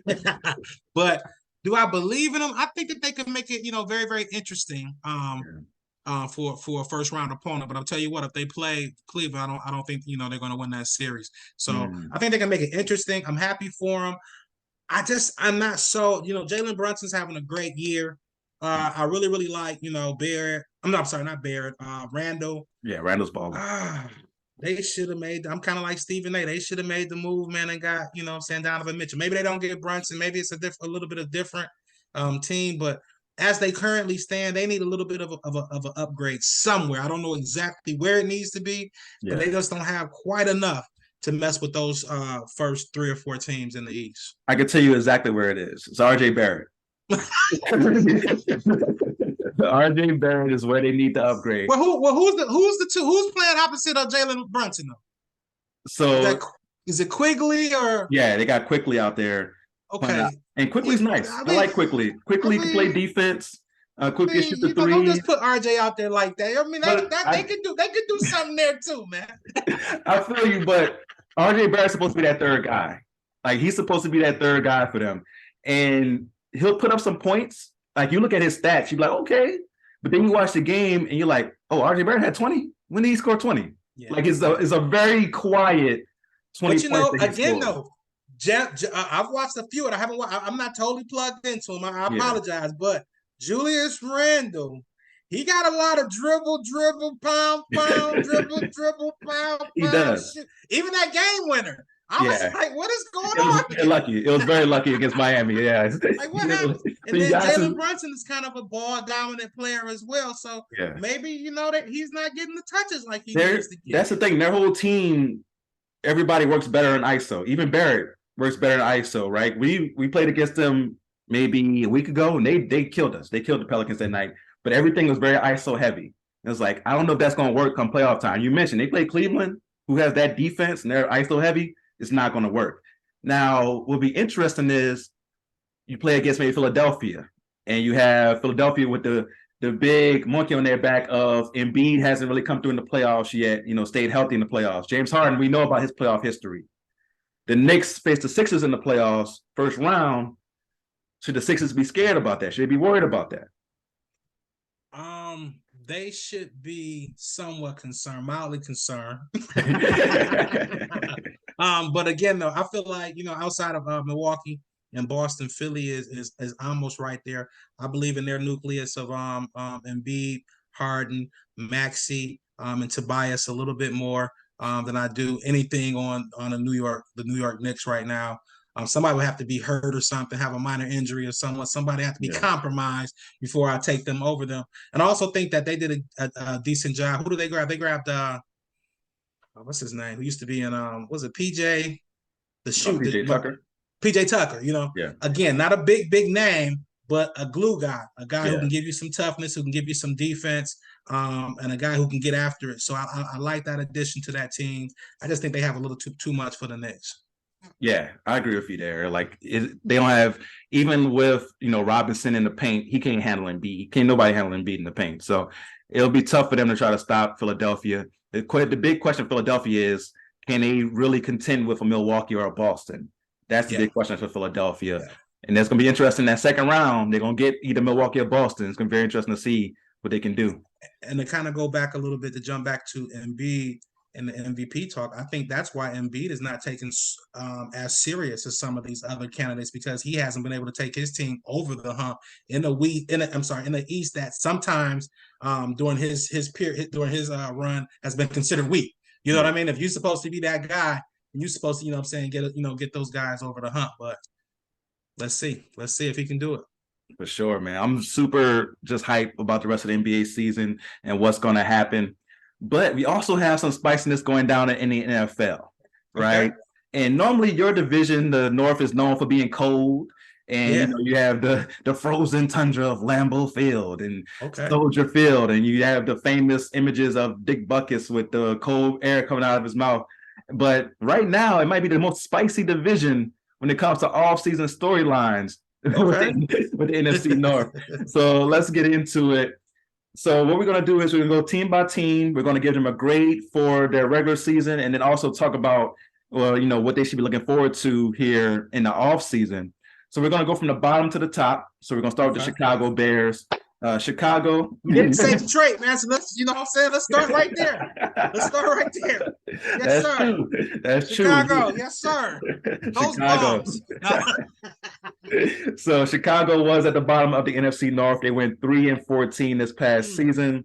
They were 23rd in offense, averaging 19.2 points per game. They were dead last in defense. giving up 27.2 points per game this past season. They beat us there too. Hallelujah. Justin Fields had a very interesting season, to say the least. Passing wise, he completed 60% of his passes, which in today's NFL is low, considered low. 17 touchdowns, 11 interceptions, only threw for 2,242 yards. But where we saw him take off was in the run game. He ran for 1,143 rushing yards, 8 touchdowns, 7 yards per carry for Justin Fields. And because of his running game, the other running backs also were able to thrive off of that. David Montgomery had 801 rushing yards. Khalil Herbert had 731 rushing yards. So right there between those three, you're looking at damn near 3,000 rushing yards for your team. Their leading receiver was their tight end, Cole Kmet, 544 receiving yards. So when you hear that your leading receiver at 544 yards, you know that that's an issue for your offense right there, for sure. Defensively, their key players, you had Nicholas Morrow with 116 tackles, Jaquan Brisker with 4 sacks. That's your leading sack getter. Brisker with 4. Your safety. Yes, like that's your rookie safety. That's not a good good. Pick, though. That's a good pick. Yeah, but it's definitely not good that that's your leading sack guy. Javion Johnson was key for them in the secondary, had 7 passes defended, and Eddie Jackson had 4 interceptions. So looking back at Chicago's season, on a grade scale from F to A+, what grade would you give the Bears? I will give them a solid, strong D. Very solid, strong D. I feel like Justin Fields, despite, the numbers, he had a pretty productive year. I got a chance to look at him a little bit closely, had him on a couple of my fantasy teams, and he was really out there working with, nobody, literally Willie Lump, Joe off the street, XFLs, All-Stars. I mean, he was out there playing with nobody at the receiver spot. And again, he was running for his life as well. He ran for, like you said, over 1,300 yards. Some of that was on designed runs, no doubt, but some of that was because their offensive line was totally breaking down. So for them, I give them a D. They didn't do a great job in last year's draft surrounding him with talent. I think they waited to the 3rd or 4th round to get a receiver, Velus Jones, out of Tennessee, who didn't really make that much of an impact for that team. So it's going to be key for them to continue to add through the draft and free agency. I understand they do have some money to spend, get some offensive linemen in there, and to get some players on defense. Like you said, they were last in defense. They traded Khalil Mack the year before. They traded Roquan Smith during the season. So they're kind of like down to bare bones on that defense, truly in the beginning stages of a rebuild. I would not be surprised if they definitely trade out of the number 1 spot, but they may trade down a couple of times in this draft to just get draft capital to kind of fill up all the holes on that team. Yeah, man. I'm right there with you. I gave them a D as well. Like you said, defensively, you definitely have to be better than last. You can't expect to win no matter how good your offense is if you're dead last in defense. And offensively, Justin Fields, man, this is why I really wanted to get down to this with you. So you mentioned they had the number 1 overall pick. And there's been some talk that maybe instead of trading the number 1 overall pick back and getting more draft picks, maybe they should take the number 1 overall pick and pick one of the top quarterbacks in the draft and trade Justin Fields. Do you think that's crazy talk to trade Justin Fields and take a quarterback in the draft? I think it's asinine. I think it's asinine, to be honest with you. See, I saw a lot of Justin here in college. And he can throw the football, man. To me, he's, probably just, if he were coming out in this draft, I will probably have him ahead of, he'll be the number 1 pick. Okay. I don't think I would take CJ Stroud over him. I'm sorry, Bryce Young over him just off of size considerations. I don't think I would take CJ Stroud over him. He showed that he can pass the football at Ohio State. I think last year he did a fairly good job for the receivers that he was dealing with. Again, literally, Willie Lumps, a bunch of nobodies out there that he was throwing the football to. So let's get him some NFL talent. Let's do what we did with some of these other young quarterbacks, give them premier guys. Even a guy like Trevor Lawrence, they didn't give him premier guys. They just gave him a group of quality wide receiver 2s and 3s with Zay Jones and who's the other guy? Slot receiver, Christian Kirk. Gave him a couple guys to throw the ball to, Evan Ingram, and you saw progress from that offense and from Trevor Lawrence. Do the same thing with Justin. He has some tremendous talent. Trade out of that 1st pick and get you some draft capital, man. Get you a linebacker or 2, because you need 2 of everything. You need 2 corners, 2 linebackers, a couple pass rushers, a tackle and a guard. David Montgomery is a free agent, so I don't know if they're going to bring him back. Khalil Herbert did have a promising year last year. So, definitely, trade out that pick and get you some draft capital and add to your young group of talent there. Yeah, I'm right there with you on that. I think Justin Fields deserves to have, a real receiving core out there. I call it an outcast receiving core because it was may as well be me, you, your mama, and your cousin too. Basically. And I'll tell you this: if you like Jalen, I think that a comparison, Justin to me was way farther along throwing the football than Jalen was when he came out. Yeah. So just from a comparison, he's a guy that what these folks want Anthony Richardson to be. Mm-hmm. Justin Fields has shown that he can be that guy. It's not experimental. It's not, what I'm saying, we hoping that he can be that guy. He's put that on film. So they got to respect that and give him some weapons. Okay. And let's say they did keep the number 1 pick and they don't take a quarterback. Is there anyone out there outside of quarterback that you see in college that would be like a number 1 overall pick, someone who could live up to that stature? They have to. They would almost be inclined to have to take Willie Anderson from Alabama if they were to keep that pick. Yeah. Again, probably the best, most polished pass rusher. He may have gone before Aiden Hutchinson last year. Okay. Definitely probably would have went in front of Trayvon Walker. He got 3.5 sacks. I ain't saying nothing, but that might not have been the right pick. But Willie is a very, very experienced guy. He's played a lot of football at Alabama. He would probably be the pick that they would take. And again, I think that they can get him at 3, or I'm sorry, at 4. Yeah. So. Okay. No, that's why I had to have you on, man, because I know your college football knowledge is on point, bringing the knowledge. Now, when it comes to this next team, right, you have the knowledge, you're very logical, but when it comes to the Packers, it seems like we can't really just put logic on it, right? Because there's a lot of things going on that's illogical. Around the I don't have any shrooms so I can get into Aaron's state of mind. I can't really get there with him. I'm just prognosticating. Yeah, we can't get there with him. I'm not gonna be in the darkness room, for 4 days. You know what I'm saying? Like I can't get there with them. Last year they was 8-9. They were 14th in offense and 17th in defense. And an incredible stat: they scored and gave up the exact same amount of points. They scored 21.8 points per game, and they allowed 21.8 points per game. That's a problem. Yeah, it really lends itself to 8-9 record for sure. Aaron Rodgers had a below status season for him: 3,695 yards, 26 touchdowns, 12 interceptions, which for him is very high, right? Yeah. We're used to him having that incredible TD to interception ratio. This year, 26-12, that's only pretty much 2-1. So that's definitely not Aaron Rodgers like. Completed 64% of his passes. The leading rusher was Aaron Jones, who had 1,121 yards. Leading receiver was Alan Lazard, who had 788 yards receiving on 60 catches. Had 100 targets, caught 60 passes. That's a lot of targets right there. We got to catch 60 passes. On defense, some of their key guys: Quay Walker had 121 tackles. Preston Smith had 8. Yes, good for sure. Preston Smith had 8.5 sacks, and Jared Alexander, we all know, is a monster at cornerback. Had 14 passes defended along with 5 interceptions. So looking back at the Packers season, what grade would you give the Green Bay Packers? I give the Packers a D as well because they underachieved. They came into that season with a strong defense. As you said, you mentioned Quay Walker was a nice pick for them. They should have, finished better, basically. Yeah. When you look at some of the pieces that they have on offense, there's some question about the wide receiver core, but I have to put some of that blame on Aaron Rodgers because him as a veteran quarterback, he should be more willing to work with the young receivers in the offseason. He decided to not, be present with these receivers in the offseason. Okay, if you're not going to be present during the offseason program, have them come out to wherever you are, to whatever hole you're in, know what I mean? For a week or so.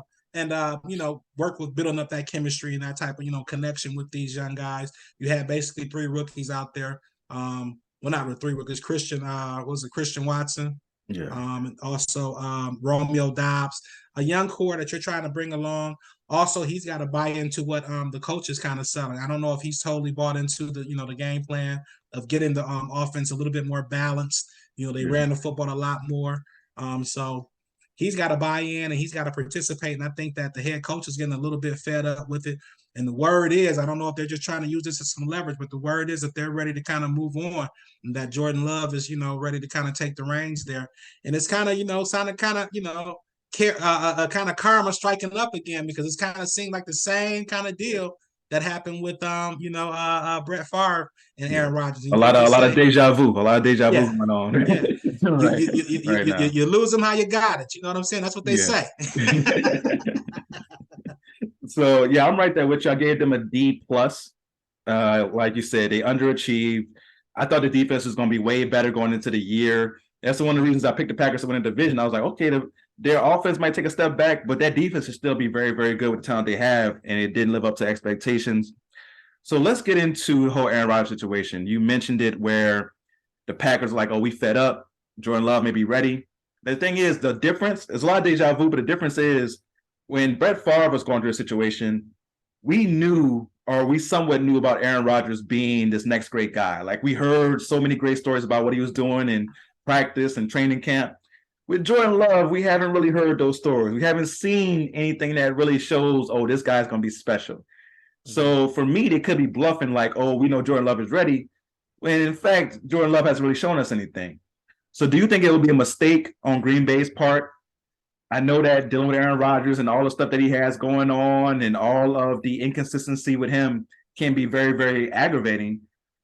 But you have to deal with aggravation when you have a talent like Aaron Rodgers. You have to be willing to deal with that.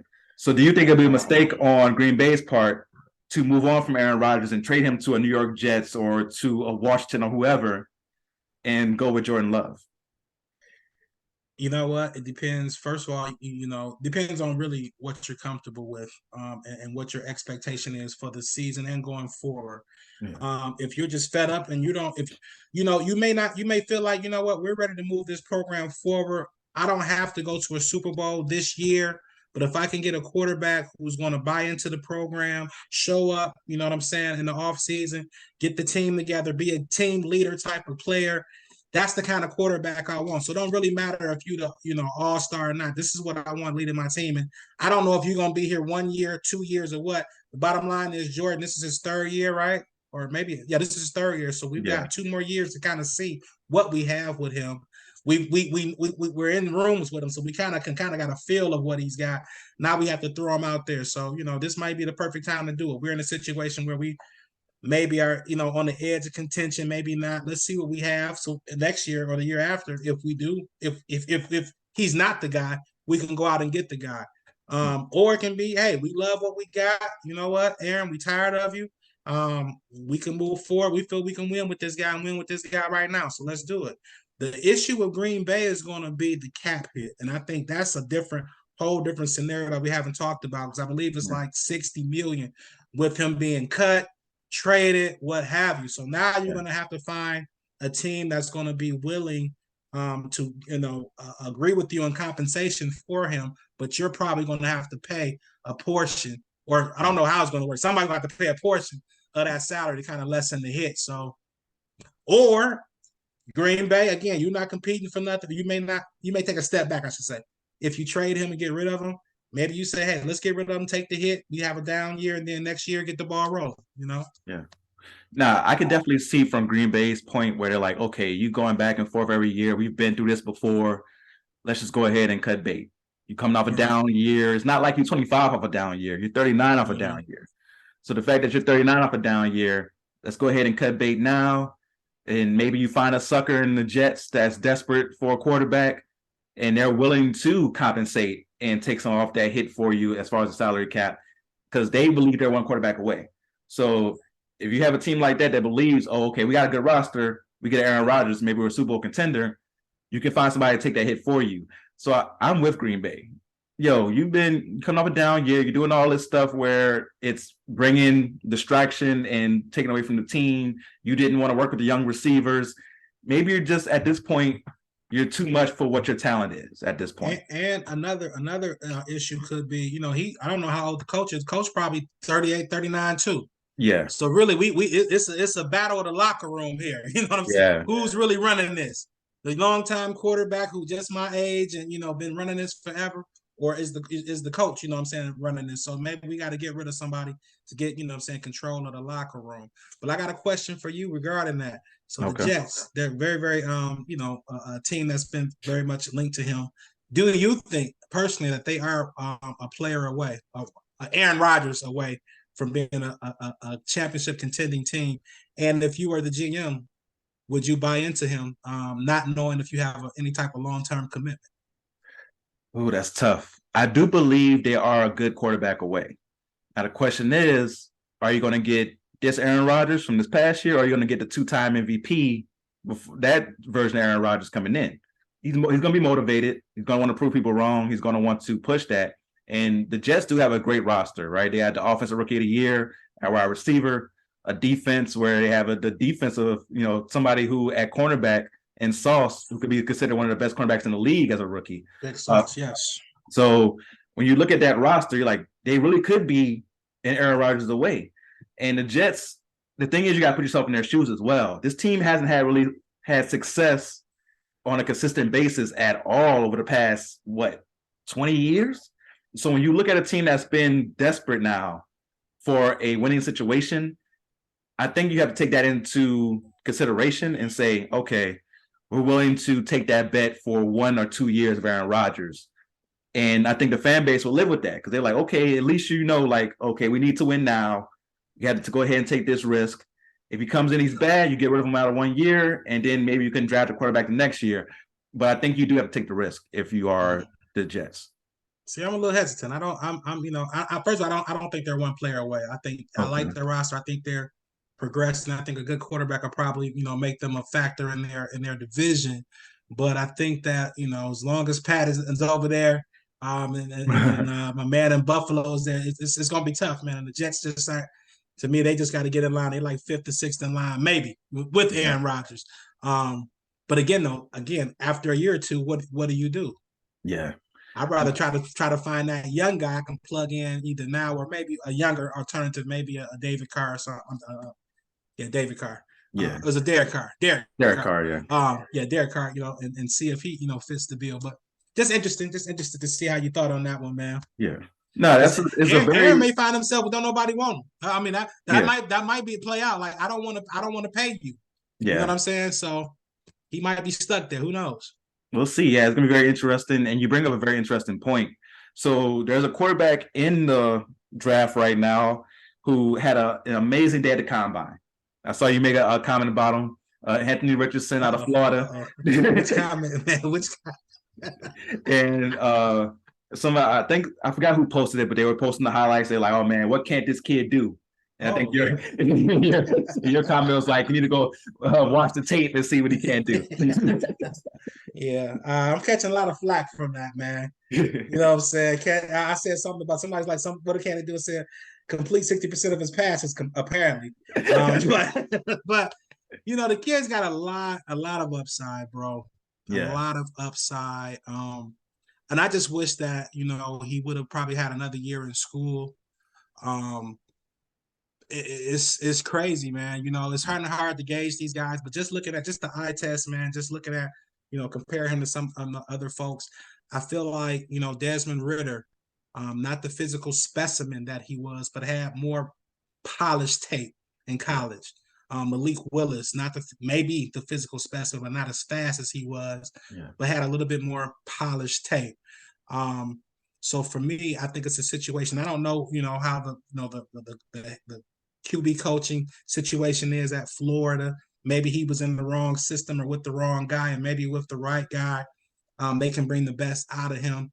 But I just think that, he's probably a year or two away from being somebody you can really, really count on in the NFL.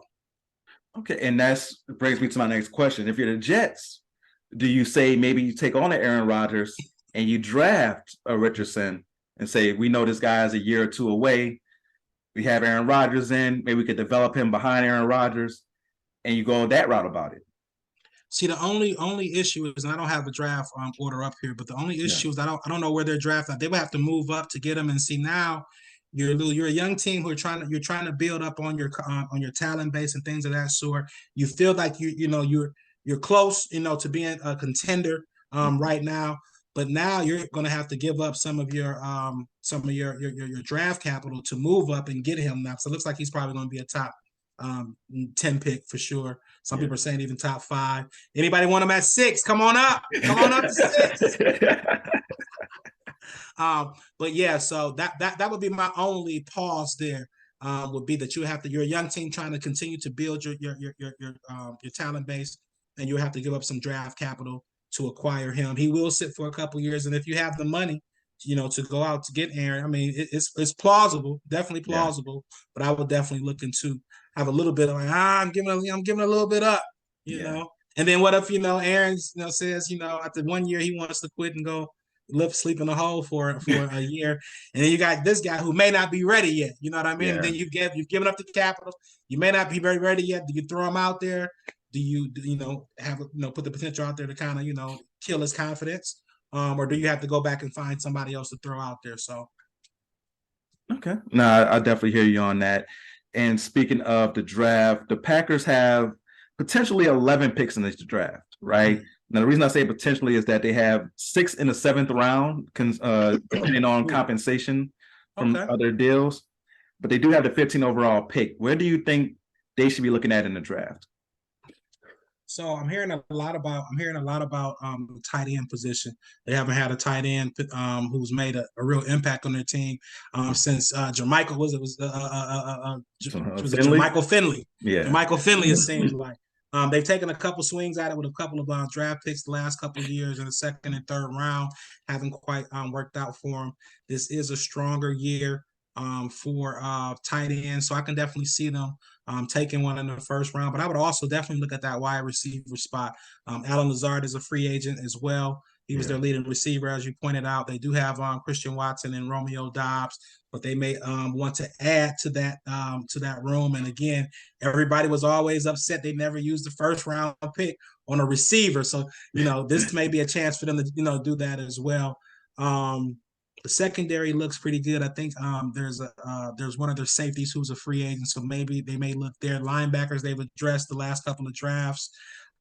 Pass rusher, the one guy got hurt from Michigan. I'm having brain freeze here. I can't even believe I can't remember him. But they may want to add another one as well to kind of give a rotational guy and get some young legs there, like you said, Preston Smith and the young man from Michigan. We're the 2 leading pass rushers, so they need to add a third guy there to kind of help ease the pressure there. Yeah, now I feel you on that. And Robert Tonyan, their tight end, is a free agent as well. So they could be looking to replace him in that 1st round when it comes to the tight ends. So now let's get to your Detroit Lions. Yes. They went 9-8 last year. Oh man, wins. They missed the playoffs by 1 game last season, and finished off strong though. Knocked the Packers out of the playoffs in that last game. The offense looked strong all year. They were 5th in offense, averaging 26.6 points per game. The defense started off very slow, did improve throughout the year. Finished the year ranked 28th, giving up 25.1 points per game. Jared Goff threw for 4,438 yards, 29 touchdowns, 7 interceptions, completing 65% of his passes. And he wasn't dinking and dunking. He was averaging about 7.6 yards per attempt, throwing the ball down the field. The leading rusher was Jamal Williams. I do want to get your thoughts on that. He had 1,066 yards, 17 touchdowns, 4.1 yards per carry. DeAndre Swift, who's supposed to be the guy, but for some reason seems like he maybe has some of that same issues that Zion has from my Pelicans. 542 yards rushing. Tape up his hammies and his shoulder, man. Tape him up tight. He scored 5 touchdowns. And you guys did have a breakout receiver this year in Amon-Ra St. Brown, who had 1,161 yards receiving on 106 catches. And he did have nearly 500 yards more than the second leading guy at receiver. And looking back at your year, what grade would you give the Detroit Lions? Man, I'm gonna tell you what, man. I was ready to, throw this whole season away after the first 7 games, man. I was ready to, just go straight to draft prep. You know what I mean?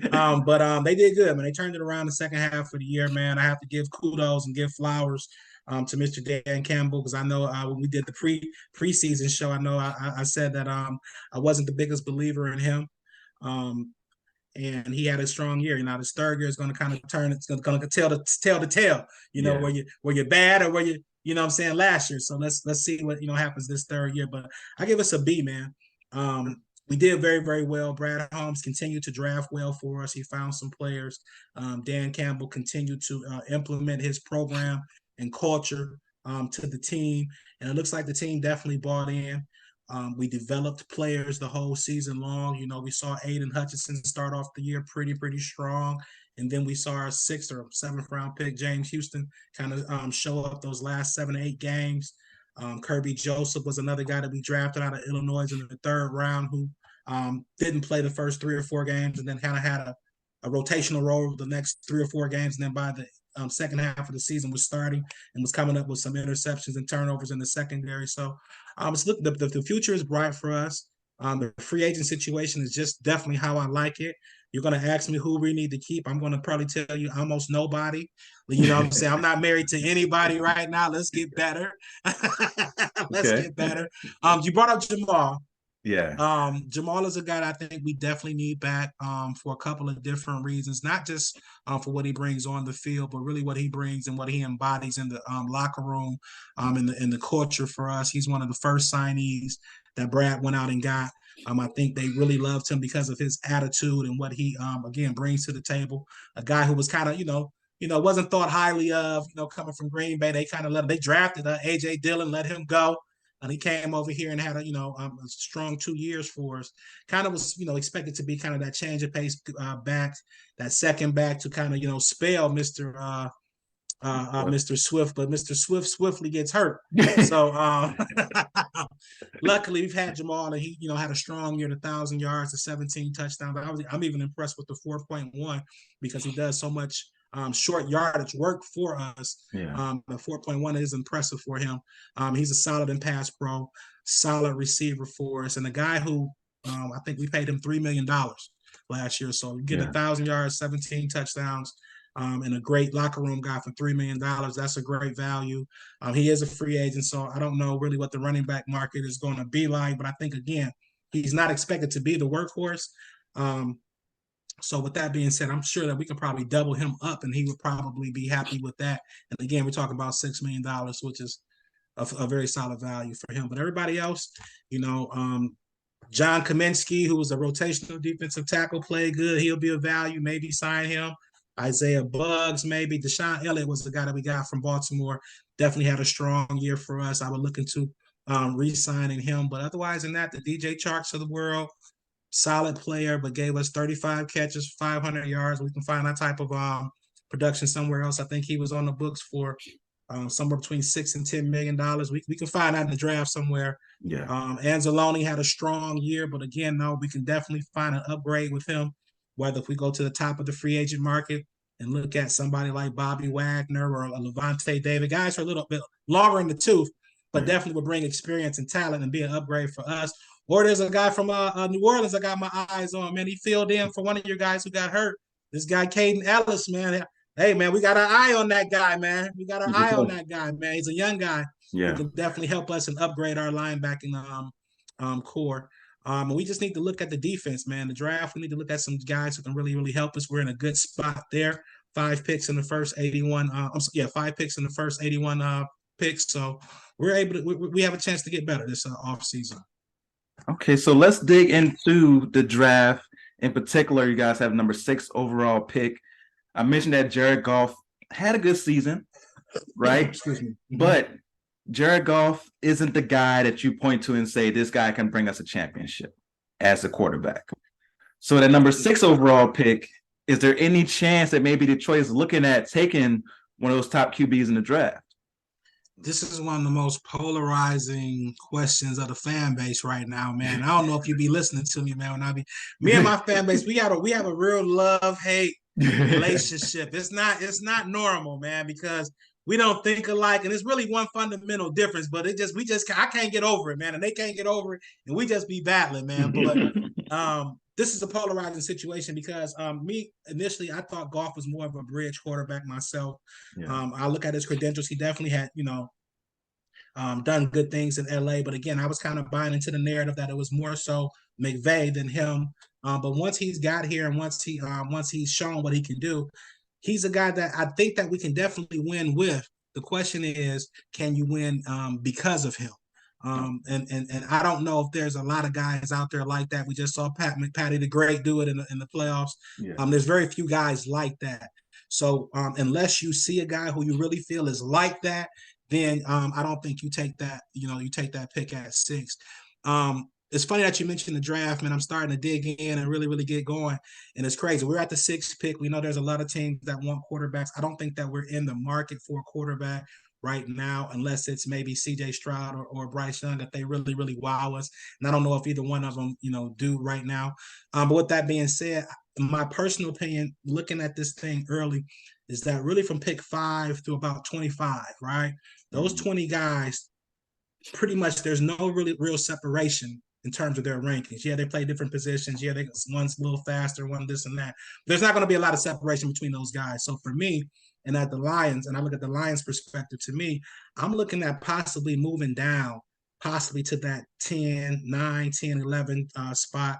There's teams like Carolina who may be looking at a quarterback, maybe want to move up for Will Levis or maybe Anthony Richardson.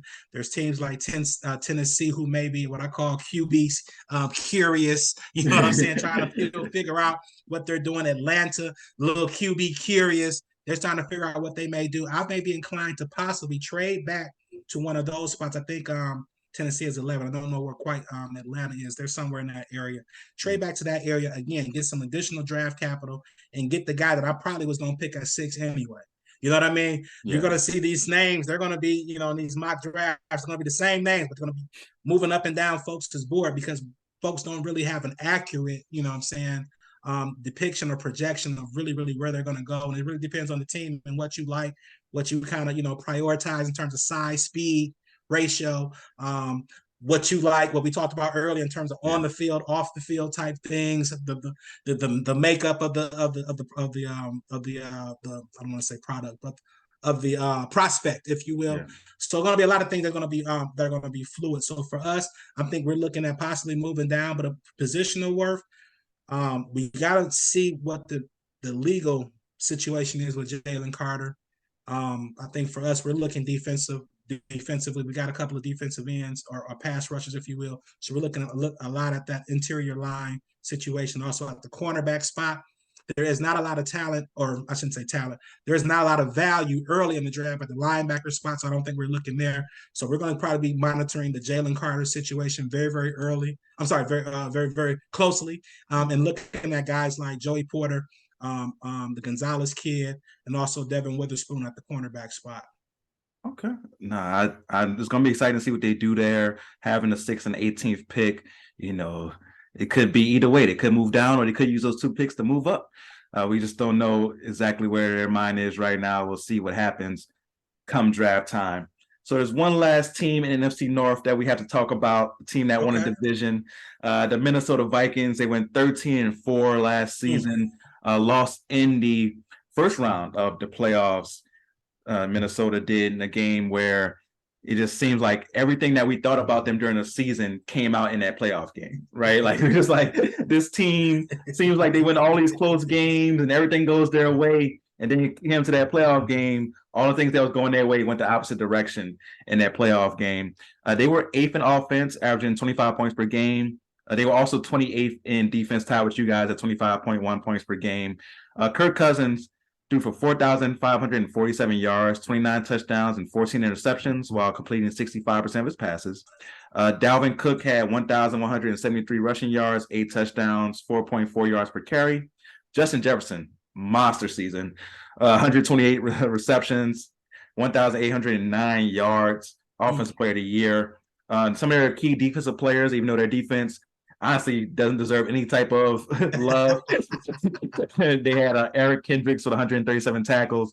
Patrick Peterson, the veteran, had 15 passes defended. Yeah, with 5 interceptions, which was tied with Harrison Smith for the lead. And their leading sack getter was Danielle Hunter with 10.5 sacks, and Zadarius Smith was right there with 10 sacks.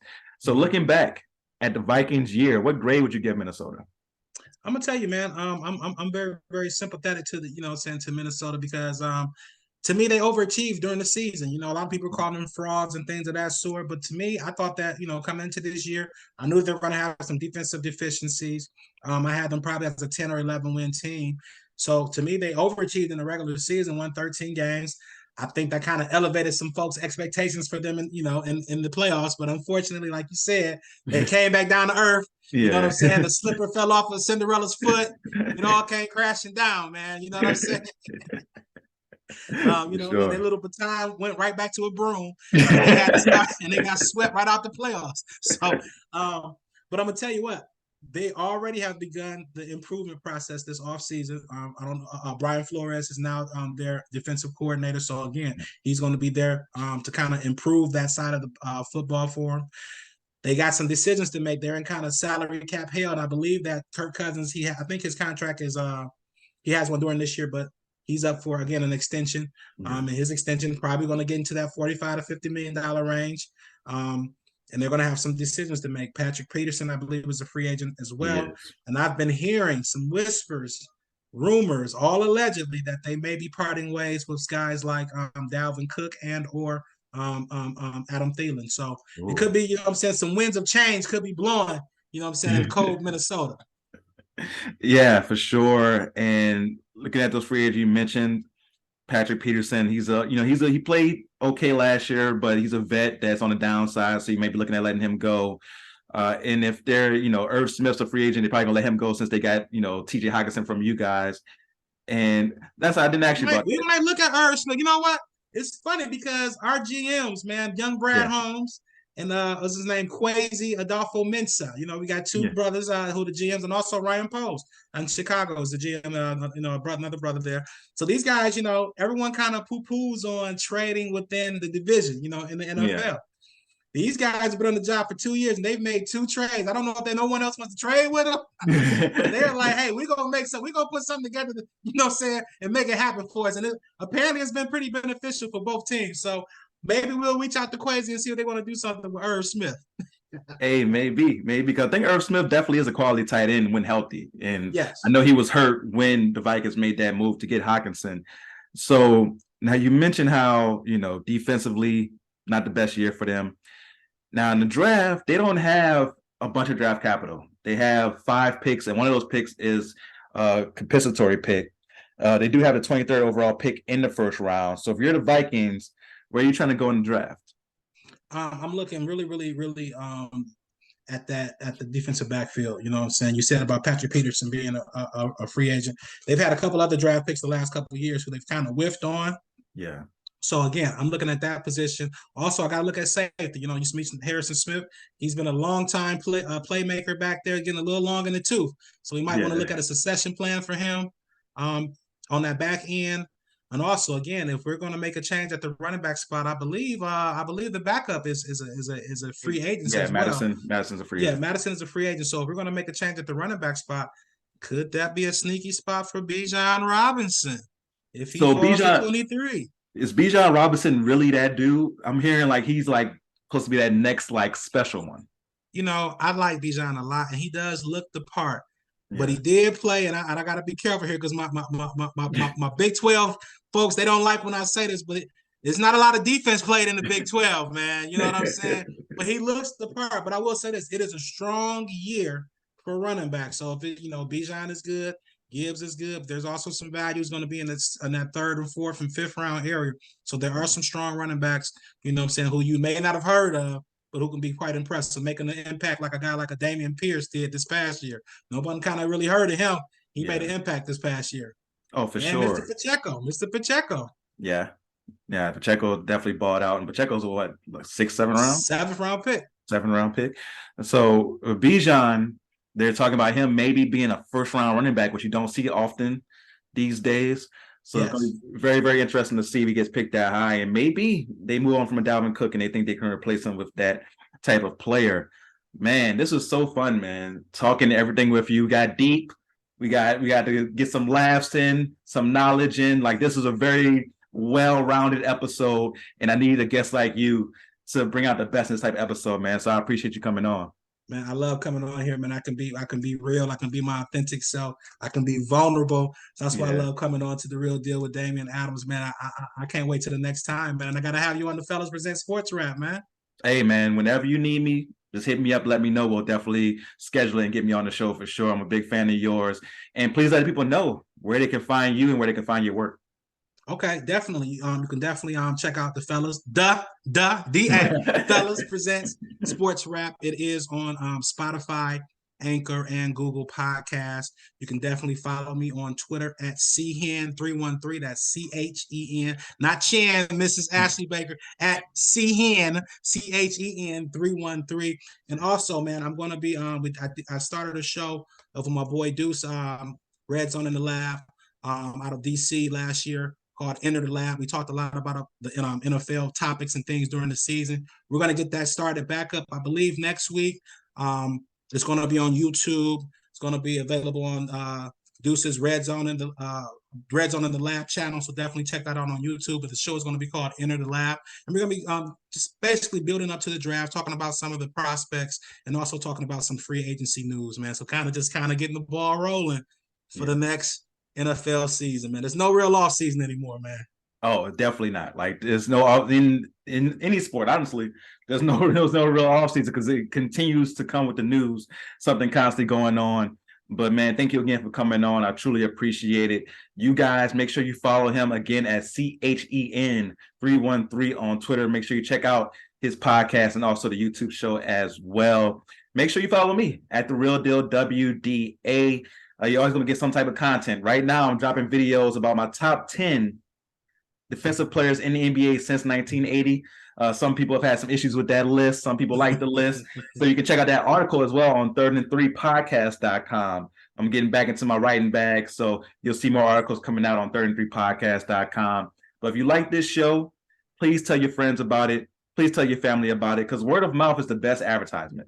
I can say how great it is all day, but I'm biased. Of course, I think my show is great. So I need you guys out there to tell your friends how you think the show is great so they can listen to it. And then they can tell their friends so this podcast can get to the highest levels of podcastivity, all right?